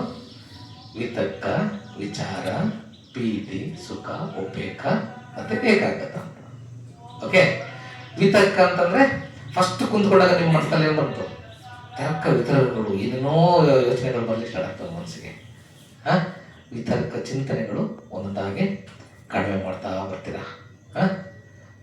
ವಿತರ್ಕ, ವಿಚಾರ ಅಂತಂದರೆ ಇನ್ವೆಸ್ಟಿಗೇಷನ್ ಕೆಪಾಸಿಟಿ ಜಾಸ್ತಿ ಆಗ್ತಾ ಹೋಗ್ತದೆ. ಸ್ವಲ್ಪ ಹೊತ್ತಾದ್ಮೇಲೆ ಇನ್ವೆಸ್ಟಿಗೇಟ್ ಮಾಡಲಿಕ್ಕೆ, ಇದು ಉಸಿರು ಹೇಗಿದೆ ಅಂತಕ್ಕಂತಹ ಇನ್ವೆಸ್ಟಿಗೇಷನ್, ಸತ್ಯವನ್ನು ಇನ್ವೆಸ್ಟಿಗೇಟ್ ಮಾಡ್ತಕ್ಕಂತಹ ಕೆಪಾಸಿಟಿ ಜಾಸ್ತಿ ಆಗ್ತಾ ಹೋಗ್ತದೆ.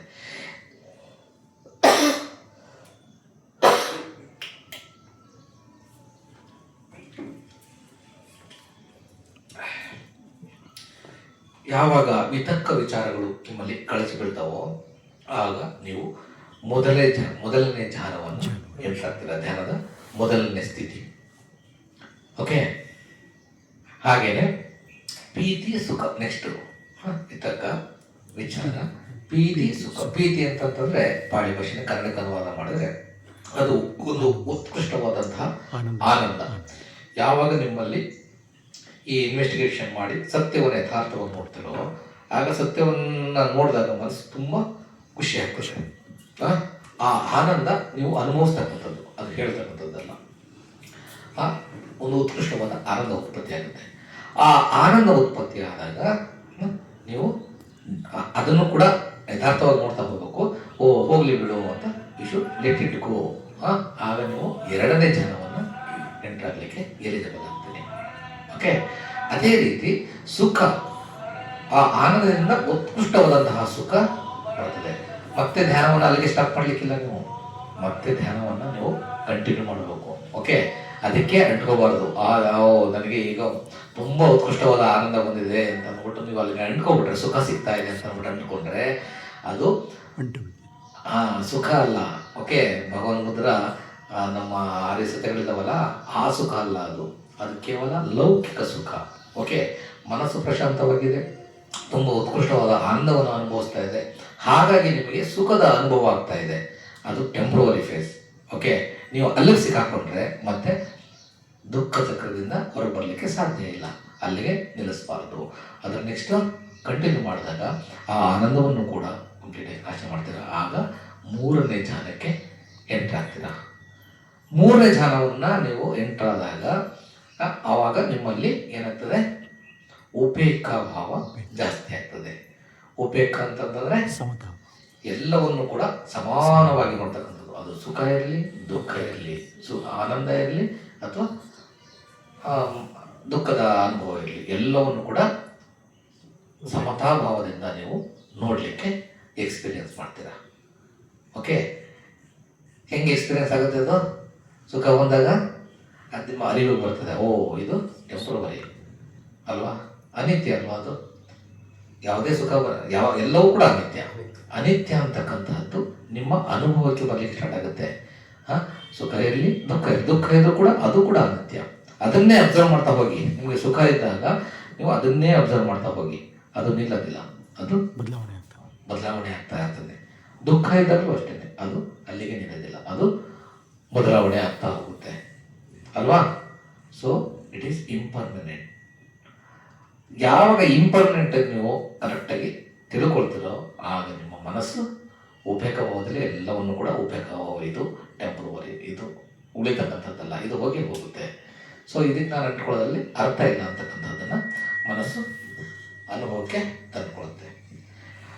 ಅದರಲ್ಲೇ ಕಂಟಿನ್ಯೂ ಮಾಡ್ತಾ ಮಾಡ್ತಾ ಮಾಡ್ತಾ ನಿಮಗೆ ಏಕಾಗ್ರತಾ ಭಾವ ಜಾಸ್ತಿ ಆಗುತ್ತೆ. ಆಗ ನೀವು ನಾಲ್ಕನೇ ಧ್ಯಾನವನ್ನು ಎಂಟರ್ ಆಗ್ತೀರ. ಓಕೆ, ನಾಲ್ಕನೇ ಧ್ಯಾನ. ಈ ಧ್ಯಾನಗಳನ್ನು ಎಂಟರ್ ಆಗ್ತಾ ಆಗ್ತಾ ಆಗ್ತಾ ನಿಮಗೆ ಅನೇಕ ವೃದ್ಧಿಶಕ್ತಿಗಳು ಬರ್ತವೆ. ಓಕೆ, ವೃದ್ಧಿಶಕ್ತಿಗಳು ಬಂದಾಗ ಆಗ ನಾನು ಎನ್ಲೈಟನ್ ಆಗ್ಬಿಟ್ಟೆ ಅಂತ ನೋಟ್ ಅನ್ಕೋಬಾರ್ದು. ಧ್ಯಾನಗಳು ಮಾನಸಿಕ ಸ್ಥಿತಿಗಳು, ಧ್ಯಾನದ ಮಾನಸಿಕ ಸ್ಥಿತಿಗಳು. ಅವು ಎನ್ಲೈಟನ್ಮೆಂಟ್ಗೆ ಒಂದು ಸ್ಟೆಪ್ಸ್ ಅಷ್ಟೇ ಹೊರತು ಅವು ಎನ್ಲೈಟನ್ಮೆಂಟ್ದು ಅಲ್ಟಿಮೇಟ್ ಟಾಪ್ ಅಲ್ಲ. ಓಕೆ, ಅಲ್ಲಿಗೂ ಅಂಟಿಕೊಳ್ಳೋದಾಗೆ ನೀವು ನಿಮ್ಮ ಧ್ಯಾನವನ್ನು ಕಂಟಿನ್ಯೂ ಮಾಡಿದಾಗ ಆವಾಗ ನಿಮಗೆ ಸ್ಲೋ ಆಗಿ ಏನೆಲ್ಲ ಸ್ಟಾರ್ಟ್ ಆಗುತ್ತೆ, ಆಸವಗಳು ಹೇಗೆ ನಮ್ಮಲ್ಲಿ ಉತ್ಪತ್ತಿ ಆಗ್ತಾ ಇದ್ದಾವೆ. ಯಾವ್ಯಾವುದು ಆಸವಗಳು? ದಿಟ್ಟಾಸವ, ಭವಾಸವ, ಭವಾಸವ, ದಿಟ್ಟಾಸವ, ಅವಿಚಾಸವ. ಕಾಮಾಸವ ಅಂತಂದ್ರೆ ಇಂದ್ರಿಯಗಳಿಗೆ ಯಾವ ತರ ಅಂಟ್ಕೋತಾ ಇದ್ದೀನಿ ನಾನು ಅಂತಕ್ಕಂಥದ್ದು ಗೊತ್ತಾಗುತ್ತೆ. ಆ ಆಸವಗಳು ಅಂತಂದ್ರೆ ನಮ್ಮ ಮನಸ್ಸಿನಲ್ಲಿ ಆಸವನ್ನು ತುಂಬಾ ಆಳವಾಗಿ ಸೂಕ್ತವಾಗಿ ಹರಿತಾ ಇರ್ತಕ್ಕಂತಹ ಒಂದು ಕೊಳಕುಗಳು. ಓಕೆ, ದೇಹದ ಒಳಗಡೆ, ದೇಹ ಚೆನ್ನಾಗಿದೆ ನೋಡ್ಲಿಕ್ಕೆ, ಒಳಗಡೆ ಕೀವಾಗಿದೆ. ಆ ಕೀವು ಮೇಲ್ಗಡೆ ಕಾಣಿಸ್ತಾ ಇಲ್ಲ. ನಾವು ಧ್ಯಾನ ಮಾಡ್ತಾ ಮಾಡ್ತಾ ಎಲ್ಲವನ್ನೂ ಸುತ್ತ ಮಾಡ್ಬಿಟ್ಟಿದ್ದೀವಿ. ಆದರೆ ಆ ಒಳಗಡೆ ಇರ್ತಕ್ಕಂತಹ ಕಂಪ್ಲೀಟಾಗಿ ಏನು ಕೊಳಕಿದೆಯಲ್ಲ, ಕಂಪ್ಲೀಟಾಗಿ ನಾಶ ಆಗಿಲ್ಲ. ಅವುಗಳನ್ನು ನಾಶ ಮಾಡಬೇಕು ಅಂತಂತಂದರೆ ನಾವು ಧ್ಯಾನದ ಮೂಲಕನೇ ನಾಶ ಮಾಡಲಿಕ್ಕಾಗೋದು. ನಮ್ಮ ಧ್ಯಾನವನ್ನು ಕಂಪ್ಲೀಟಾಗಿ ಕಂಟಿನ್ಯೂ ಮಾಡಿದಾಗ ಆ ಆಸವಗಳು ನಮ್ಮ ಅರಿವಿಗೆ ಬರಲಿಕ್ಕೆ ಸ್ಟಾರ್ಟ್ ಆಗ್ತವೆ. ಕಾಮಾಸವಗಳು ಹೇಗೆ ಉತ್ಪತ್ತಿ ಆಗ್ತಾ ಇದ್ದಾವೆ, ಅವು ಹೇಗೆ ನಮ್ಮ ಮನಸ್ಸನ್ನು ಕಂಟ್ರೋಲ್ ಮಾಡ್ತಾ ಇದ್ದಾವೆ, ಅವುಗಳಿಂದ ನಾನು ಹೇಗೆ ಹೊರಗೆ ಬರಬೇಕು ಅಂತಕ್ಕಂಥ.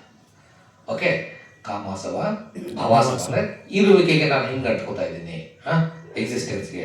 ನಾನು ಪರ್ಮನೆಂಟು ಅಂತ ಅನ್ಕೋತಾ ಇದ್ದೀವಿ ಅಲ್ವಾ. ನಾವು ಪರ್ಮನೆಂಟಾ? ಇಲ್ಲ ಅಲ್ವಾ, ಎಲ್ಲರೂ ಗೊತ್ತಾಗ್ಬಿಟ್ಟಿದೆ. ನಾವು ಚಿಕ್ಕವರಿದ್ದಾಗ ಹೇಗಿದ್ವಿ, ಈಗ ಹೇಗಿದ್ದೀವಿ? ಸೇಮ್ ಜಗನ್ನಾಥ ಸಣ್ಣವನು 10 ವರ್ಷ ಇದ್ದಾಗ ಹೇಗಿದ್ದ, 47 ವರ್ಷಕ್ಕೆ ಹೇಗಿದ್ದಾನೆ? ಸೇಮಾ? ಹಾಗಾದ್ರೆ ಸೇಮ್ ಅಲ್ವಾ? ಎರಡನ್ನೂ ಇರ್ಲಿಕ್ಕಾಗಲ್ಲ. ಡಿಪೆಂಡೆಂಟ್ ಆರಿಜಿನೇಷನ್ 10 ವರ್ಷ ಇದ್ದಾಗ ಇದ್ದಂತಹ ಜಗನ್ನಾಥ್ ಸತ್ತೋದ. ಈಗ 17 ವರ್ಷ ಇದ್ದಂತಹ ಜಗನ್ನಾಥ್ ಇನ್ನು ಸ್ವಲ್ಪ ಕ್ಷಣದಲ್ಲ ಸಾಯ್ತಾನೆ. ಪ್ರತಿ ಕ್ಷಣ ಸಾಯ್ತಾ ಇದೆ, ಉತ್ಪತ್ತಿ ಆಗ್ತಾ ಇದೆ, ಸಾಯ್ತಾ ಇದೆ, ಉತ್ಪತ್ತಿ ಆಗ್ತಾ ಇದೆ. ಅಲ್ವಾ? ಭವ ಎಲ್ಲವೂ ಕೂಡ ನಾಶ ಆಗ್ತಾ ಇದ್ದಾವೆ, ಉತ್ಪತ್ತಿ ಆಗ್ತಾ ಇದ್ದಾವೆ. ಕಾರ್ಯಕಾರಣ ಸಂಬಂಧಗಳಿಂದ ನಾಶ ಆಗ್ತವೆ, ಉತ್ಪತ್ತಿ ಆಗ್ತಾ ಇದ್ದಾವೆ. ಈ ಭವಕ್ಕೆ ನಾನು ಯಾಕೆ ಇಟ್ಕೋಬೇಕು? ಎಕ್ಸಿಸ್ಟೆನ್ಸ್ಗೆ ನಮ್ಮ ಕಂಟ್ರೋಲ್ ಇಲ್ಲ ಅದು. ನಾನು ಪರ್ಮನೆಂಟ್, ನಾನು ಅದು ಮಾಡ್ಬಿಡ್ತೀನಿ ಇದು ಮಾಡ್ಬಿಡ್ತೀನಿ ಅಂತಕ್ಕಂತಹ ಒಂದು ಇಮ್ಯಾಜಿನೇಷನ್ಸ್ ಅಲ್ಲಿ ಅಂಟ್ಕೊಳ್ಳೋದು ಏನಕ್ಕೆ? ಆ ಭವಾಸವನ್ನು ಹೇಗೆ ಉತ್ಪತ್ತಿ ಆಗ್ತಾ ಇದೆ, ಅದು ಹೇಗೆ ನಾಶ ಮಾಡಿಸ್ಕೊಂತಕ್ಕಂಥದ್ದನ್ನ ನಾವು ಧ್ಯಾನದ ಮೂಲಕ ಅರಿತುಕೊಳ್ತಾ ಹೋಗ್ಬೇಕು. ಹಾಗೆ ದಿಟ್ಟಾಸವ, ಯಾವ ರೀತಿ ದೃಷ್ಟಿಕೋನಗಳನ್ನ ನಾವು ಕ್ರಿಯೇಟ್ ಮಾಡ್ತಾ ಇದ್ದೀವಿ. ದೃಷ್ಟಿಕೋನಗಳನ್ನ ಕ್ರಿಯೇಟ್ ಮಾಡಿಬಿಟ್ಟು ವಿಷಯಗಳಿಗೆ, ವಸ್ತುಗಳಿಂದ ಹೋಗಿ ಅದಕ್ಕೆ ಒಂದು ದೃಷ್ಟಿಕೋನವನ್ನು ಕೊಡ್ತೀವಿ.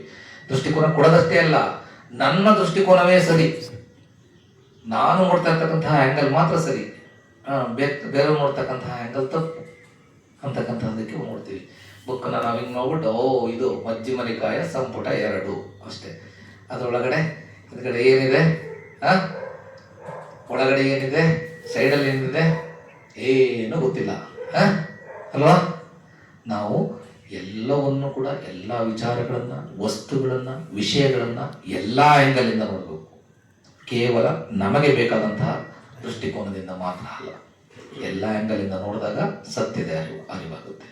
ಓಕೆ, ಆ ದಿಟ್ಟಾಸವವನ್ನು ನಾವು ಸ್ಲೋವಾಗಿ ಕಡಿಮೆ ಬಿಡ್ತಾ ಬರ್ತೀವಿ. ಹಾಗೆ ಕೊನೆಯದು ಯಾವಾಗ ದೃಷ್ಟಿಕೋನಗಳನ್ನ, ಭವಾಸವಗಳನ್ನ ಮತ್ತೆ ಕಾಮಾಸವಗಳನ್ನ ನಾವು ನಾಶ ಮಾಡ್ತಾ ಬರ್ತೀವೋ, ಆಟೋಮೆಟಿಕಲಿ ನಮ್ಮಲ್ಲಿ ಅವಿದ್ಯಾಸವ ನಾಶ. ಅವಿದ್ಯಾ ಅಂತಂದ್ರೆ ಅಜ್ಞಾನ. ಅಜ್ಞಾನ ಯಾವಾಗ ಜ್ಞಾನದ ಉದಯ ಸ್ಟಾರ್ಟ್ ಆಗುತ್ತೆ, ಆಗ ಅಜ್ಞಾನ ಇರ್ಲಿಕ್ಕೆ ಸಾಧ್ಯ ಇಲ್ಲ.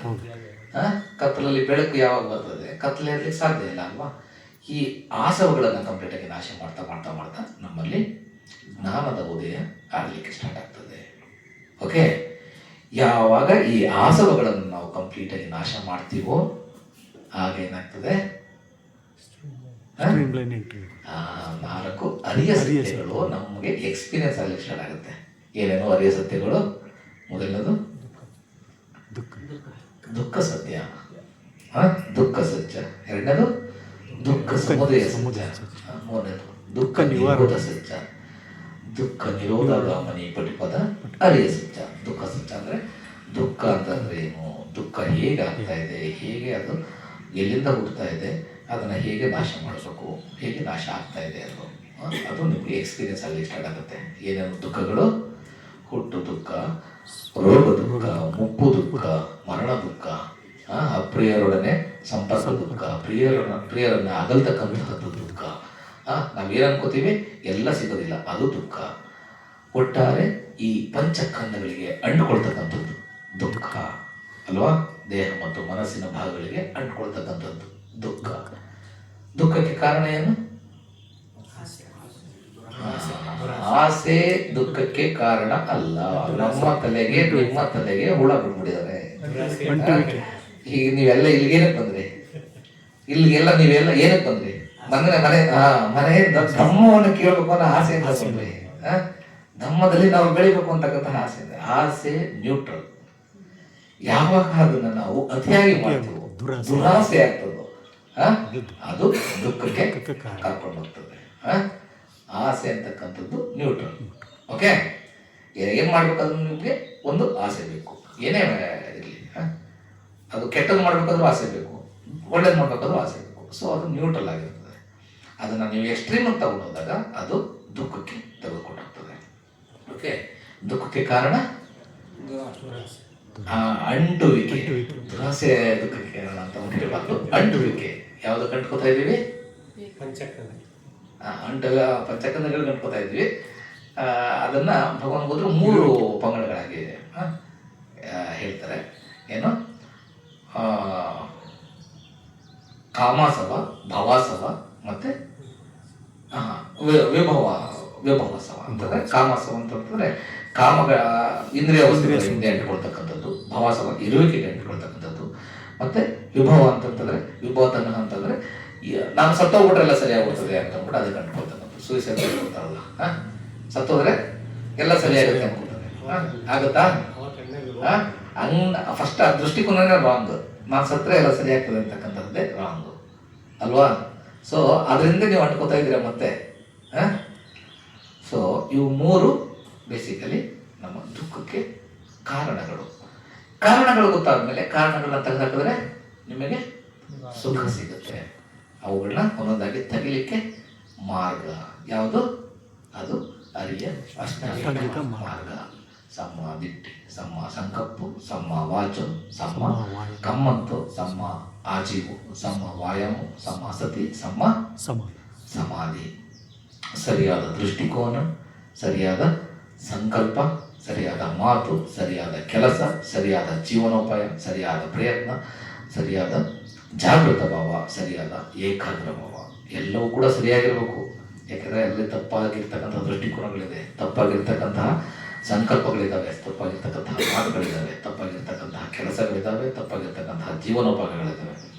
ಹಾಗೆ ತಪ್ಪಾದ ಪ್ರಯತ್ನ ಇದೆ, ತಪ್ಪಾದಂತಹ ಜಾಗೃತ ಭಾವಗಳಿದ್ದಾವೆ, ತಪ್ಪಾದಂತಹ ಏಕಾಗ್ರತ ಭಾವಗಳಿದ್ದಾವೆ. ಸೊ ನಾವು ಬೆಳೆಸ್ಬೇಕಾಗ್ತಕ್ಕಂಥದ್ದು ಸರಿಯಾದ ಅರಿಯ ಅಷ್ಟಾಂಗಿಕ ಮಾರ್ಗವನ್ನು. ಅರಿಯ ಅಂತ ಶ್ರೇಷ್ಠವಾದಂತಹ, ಅಷ್ಟಾಂಗಿಕ ಅಂದರೆ 8 ಮಾರ್ಗಗಳನ್ನು ನಾವು ಪಾಲನೆ ಮಾಡಿದಾಗ ನಾವು ಸತ್ಯವನ್ನ ಯಥಾರ್ಥವಾಗಿ ತಿಳ್ಕೊತೀವಿ. ಮತ್ತೆ ಎನ್ಲೈಟನ್ಮೆಂಟ್, ಆಸೆಗಳನ್ನ ಕಂಪ್ಲೀಟ್ ಆಗಿ ನಾಶ ಮಾಡಿದ್ಮೇಲೆ ನಮ್ಮಲ್ಲಿ ಏನು ಬಂತು? ಎನ್ಲೈಟನ್ಮೆಂಟ್. ಆಗ ಸತ್ಯಗಳು ಕಂಪ್ಲೀಟ್ ಆಗಿ ನಮಗೆ ಅರ್ಥ, ನಮ್ಮ ಅನುಭವಕ್ಕೆ ಬಂದಾಗ ಸತ್ಯದ ಅರಿವಾಗ್ತದೆ, ಎನ್ಲೈಟನ್ ಆಗ್ತೀವಿ. ಈ ಥರ ನಮ್ಮಲ್ಲಿ ಜ್ಞಾನದ ಉದಯ ಆಗ್ತದೆ. ಆಗೇನಾಗ್ತದೆ?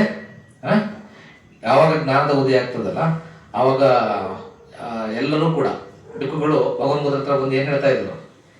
ಹೀನಾ ಜಾತಿ ಉಸಿತ ಬ್ರಹ್ಮಚರ್ಯ ಕಥಂಕರಣೀಯ ನಾಪರಂ ಇತ್ತರ್ಥಾಯ ಅಂತಂದ್ರೆ, ಹೀನಾ ಜಾತಿ ಅಂದ್ರೆ, ಜಾತಿ ಅಂತಂದ್ರೆ ಏನು? ಹುಟ್ಟು. ಎಲ್ಲ ಜಾತಿ ಇದೆಯಲ್ಲ, ಅದ್ರ ಮೂಲ ಏನು? ಅದು ಹುಟ್ಟೆ. ಆ ಜಾತಿಯ ಮೂಲವೂ ಕೂಡ ಹುಟ್ಟೆ. ಜಾತಿ ಅಂದ್ರೆ ಪಾಳಿನಲ್ಲಿ ಹುಟ್ಟು. ಓಕೆ. ಹೀನಾ ಜಾತಿ ಅಂದ್ರೆ ಈ ಹುಟ್ಟನ್ನ ನಾನು ಕ್ಷಯ ಮಾಡಿದ್ದೇನೆ, ಕಂಪ್ಲೀಟ್ ಆಗಿ ನಾಶ ಮಾಡಿದ್ದೇನೆ. ಬ್ರಹ್ಮಚರ್ಯದ ಜೀವನವನ್ನ ನಾನು ಕಂಪ್ಲೀಟ್ ಆಗಿ ಪರಿಪಾಲನೆ ಮಾಡಿ ಅದರಲ್ಲಿ ಸಕ್ಸಸ್ ಆಗಿದ್ದೇನೆ. ನನಗೆ ಇನ್ನು ಸಾಧಿಸಬೇಕಾದದಂತೂ ಏನೂ ಇಲ್ಲ. ಏನು ಸಾಧನೆ ಮಾಡಬೇಕಾಗಿತ್ತು ಅದನ್ನ ಕಂಪ್ಲೀಟ್ ಆಗಿ ಸಾಧನೆ ಮಾಡಿದ್ದೆ. ಏನು ಸಾಧನೆ ಮಾಡಬೇಕಾಗಿದ್ದು? ಜ್ಞಾನೋದಯ. ಎಲ್ಲ ಕ್ಲೇಶಗಳಿಂದ ಮುಕ್ತಿ. ಆ ಮುಕ್ತಿಯನ್ನು ಪಡ್ಕೊಂಡ ನಂತರ ನಾನು ಎಲ್ಲ ಕ್ಲೇಶಗಳನ್ನು ನಾಶ ಮಾಡಿ ಎನ್ಲೈಟನ್ ಆಗಿದ್ದೇನೆ. ಸೊ ನನಗೆ ಜ್ಞಾನದ ಉದಯ ಆಗಿದೆ. ಹಾಗಾಗಿ ಇನ್ನು ನನಗೆ ಏನು ಸಾಧನೆ ಮಾಡಲಿಕ್ಕೆ ಇಲ್ಲ ಅಂತ ಅಂದ್ಬಿಟ್ಟು ಭಿಕ್ಕುಗಳು ಬಂದು ಭಗವಾನ್ ಬುದ್ಧರ ಮುಂದೆ ಡಿಕ್ಲೇರ್ ಮಾಡ್ತಾ ಇದ್ರು, ಅನಂತರಾದವರೆಲ್ಲರೂ. ಓಕೆ. ಸೊ ಹೀಗೆ ಜ್ಞಾನದ ಉದಯ ನಮ್ಮಲ್ಲಿ ಒಂದು ಸ್ಟೆಪ್ ಬೈ ಸ್ಟೆಪ್ ಆಗತ್ತೆ. ಯಾವ ಥರ ಆಗುತ್ತೆ ಅಂತಂದ್ರೆ, ಆಗ ಭಗವಾನ್ ಬುದ್ಧರು ಸಮ್ಮಾಸಂಬುದ್ಧರು, ಭಗವಂತನ ಧರ್ಮ ಪರಿಪೂರ್ಣವಾಗಿ ಬೋಧಿಸಲ್ಪಟ್ಟಿದೆ, ಸಂಘ ಪರಿಪೂರ್ಣವಾಗಿ ಧರ್ಮದ ಮಾರ್ಗದಲ್ಲಿ ನಡೀತಾ ಇದೆ ಅಂತಕ್ಕಂಥದ್ದು ಗೊತ್ತಾಗ್ತದೆ. ಆಗ ಏನು ಈ ಆನೆಯ ಪಾದದ ಇದರಲ್ಲಿ ಎಲ್ಲ ಸಂಘ ಎಲ್ಲ ಒಟ್ಟಿಗೆ ಬಂದು ಎನ್ಲೈಟನ್ಮೆಂಟ್ನ ಅಂದರೆ ಎಕ್ಸಾಕ್ಟಾಗಿ ಏನಿತ್ತು ನಾವು ಇಮ್ಯಾಜಿನ್ ಮಾಡ್ಕೊಳ್ತಕ್ಕಂಥದ್ದಲ್ಲ. ಒಂಟಿ ಸರ್ಗ ಅಂದ್ಬಿಟ್ಟು ಭಗವಾನ್ ಬುದ್ಧರನ್ನ ಅವ್ರನ್ನ ಕಣ್ಣಾರೆ ನೋಡಿ ರೀಚ್ ಮಾಡಿ ನಾವು ರೀಚ್ ಆಗಿ ಅದರ ಅನುಭವವನ್ನು ನಮಗೆ ಪಡೆದುಕೊಂಡಾಗ ನಾವು ನಮಗೆ ನಿಜವಾದ ಸತ್ಯದ ಅರಿವಾಗ್ತದೆ ಅಂತಕ್ಕಂಥದ್ದನ್ನು ಭಗವಾನ್ ಬುದ್ಧರು ಹೇಳ್ತಾರೆ. ಆಗ ಜಾಣಸೋಣಿ ಇದನ್ನ ಕೇಳಿ ತುಂಬ ಖುಷಿಯಾಗಿ, ಭಗವಾನ್ ಬುದ್ಧರೇ ನನಗೆ ಅದೇ 4 ಬರ್ತಾವಲ್ಲ, ಕತ್ತಲಿದ್ದವನಿಗೆ ಒಂದು ದೀಪವನ್ನು ತೋರಿಸಿ ಬೆಳಕನ್ನು ತೋರಿಸ್ದಂಗಾಯಿತು, ಮಲಗಿದ್ದವನ್ನ ಎಬ್ಬರಿಸ್ದಂಗಾಯಿತು ಅಂತ ಊಟೆಲ್ಲ ಹೇಳಿ ನಿಮ್ಮನ್ನು ಉಪಾಸಕನನ್ನಾಗಿ ನೀವು ಸ್ವೀಕಾರ ಮಾಡಿ ಅಂತ ಅಂದ್ಬಿಟ್ಟು ಭಗವಾನ್ ಬುದ್ಧರ ಹತ್ರ ಬಿಟ್ಕೊಳ್ತಾರೆ. ಭಗವಾನ್ ಬುದ್ಧರು ಸಮ್ಮತಿಯನ್ನು ಕೊಡ್ತಾರೆ. ಇಷ್ಟನ್ನು ಹೇಳ್ತಾ ಇವತ್ತಿನ ಈ ಒಂದು ಧಮ್ಮ ಚರ್ಚೆಯನ್ನು ನಾನು ಇಲ್ಲಿಗೆ ಮುಕ್ತಾಯ ಮಾಡ್ತೀನಿ. ಏನಾದರೂ ಧಮ್ಮದ ಬಗ್ಗೆ ನಿಮಗೆ ಅನುಮಾನಗಳಿದ್ರೆ ಒಂದು 5 ನಿಮಿಷಗಳ ಕಾಲ ಅವಕಾಶ ಇದೆ, ಕೇಳ್ಬೋದು. ಚೂಳ ಹತ್ತಿ ಪಾದೋಪಮ ಸೂಕ್ತ. ಭವತು ಸಬ್ಬ ಮಂಗಳಂ ರಕ್ಕಂತು ಸಬ್ಬ ದೇವತಾ ಸಬ್ಬ ಬುದ್ಧಾನುಭಾವೇನ ಸಬ್ಬ ಧಮ್ಮಾನುಭಾವೇನ ಸಬ್ಬ ಸಂಘಾನುಭಾವೇನ ಸದಾ ಸೋತಿ ಭವಂತು ತೇ. ಸಾಧು ಸಾಧು ಸಾಧು.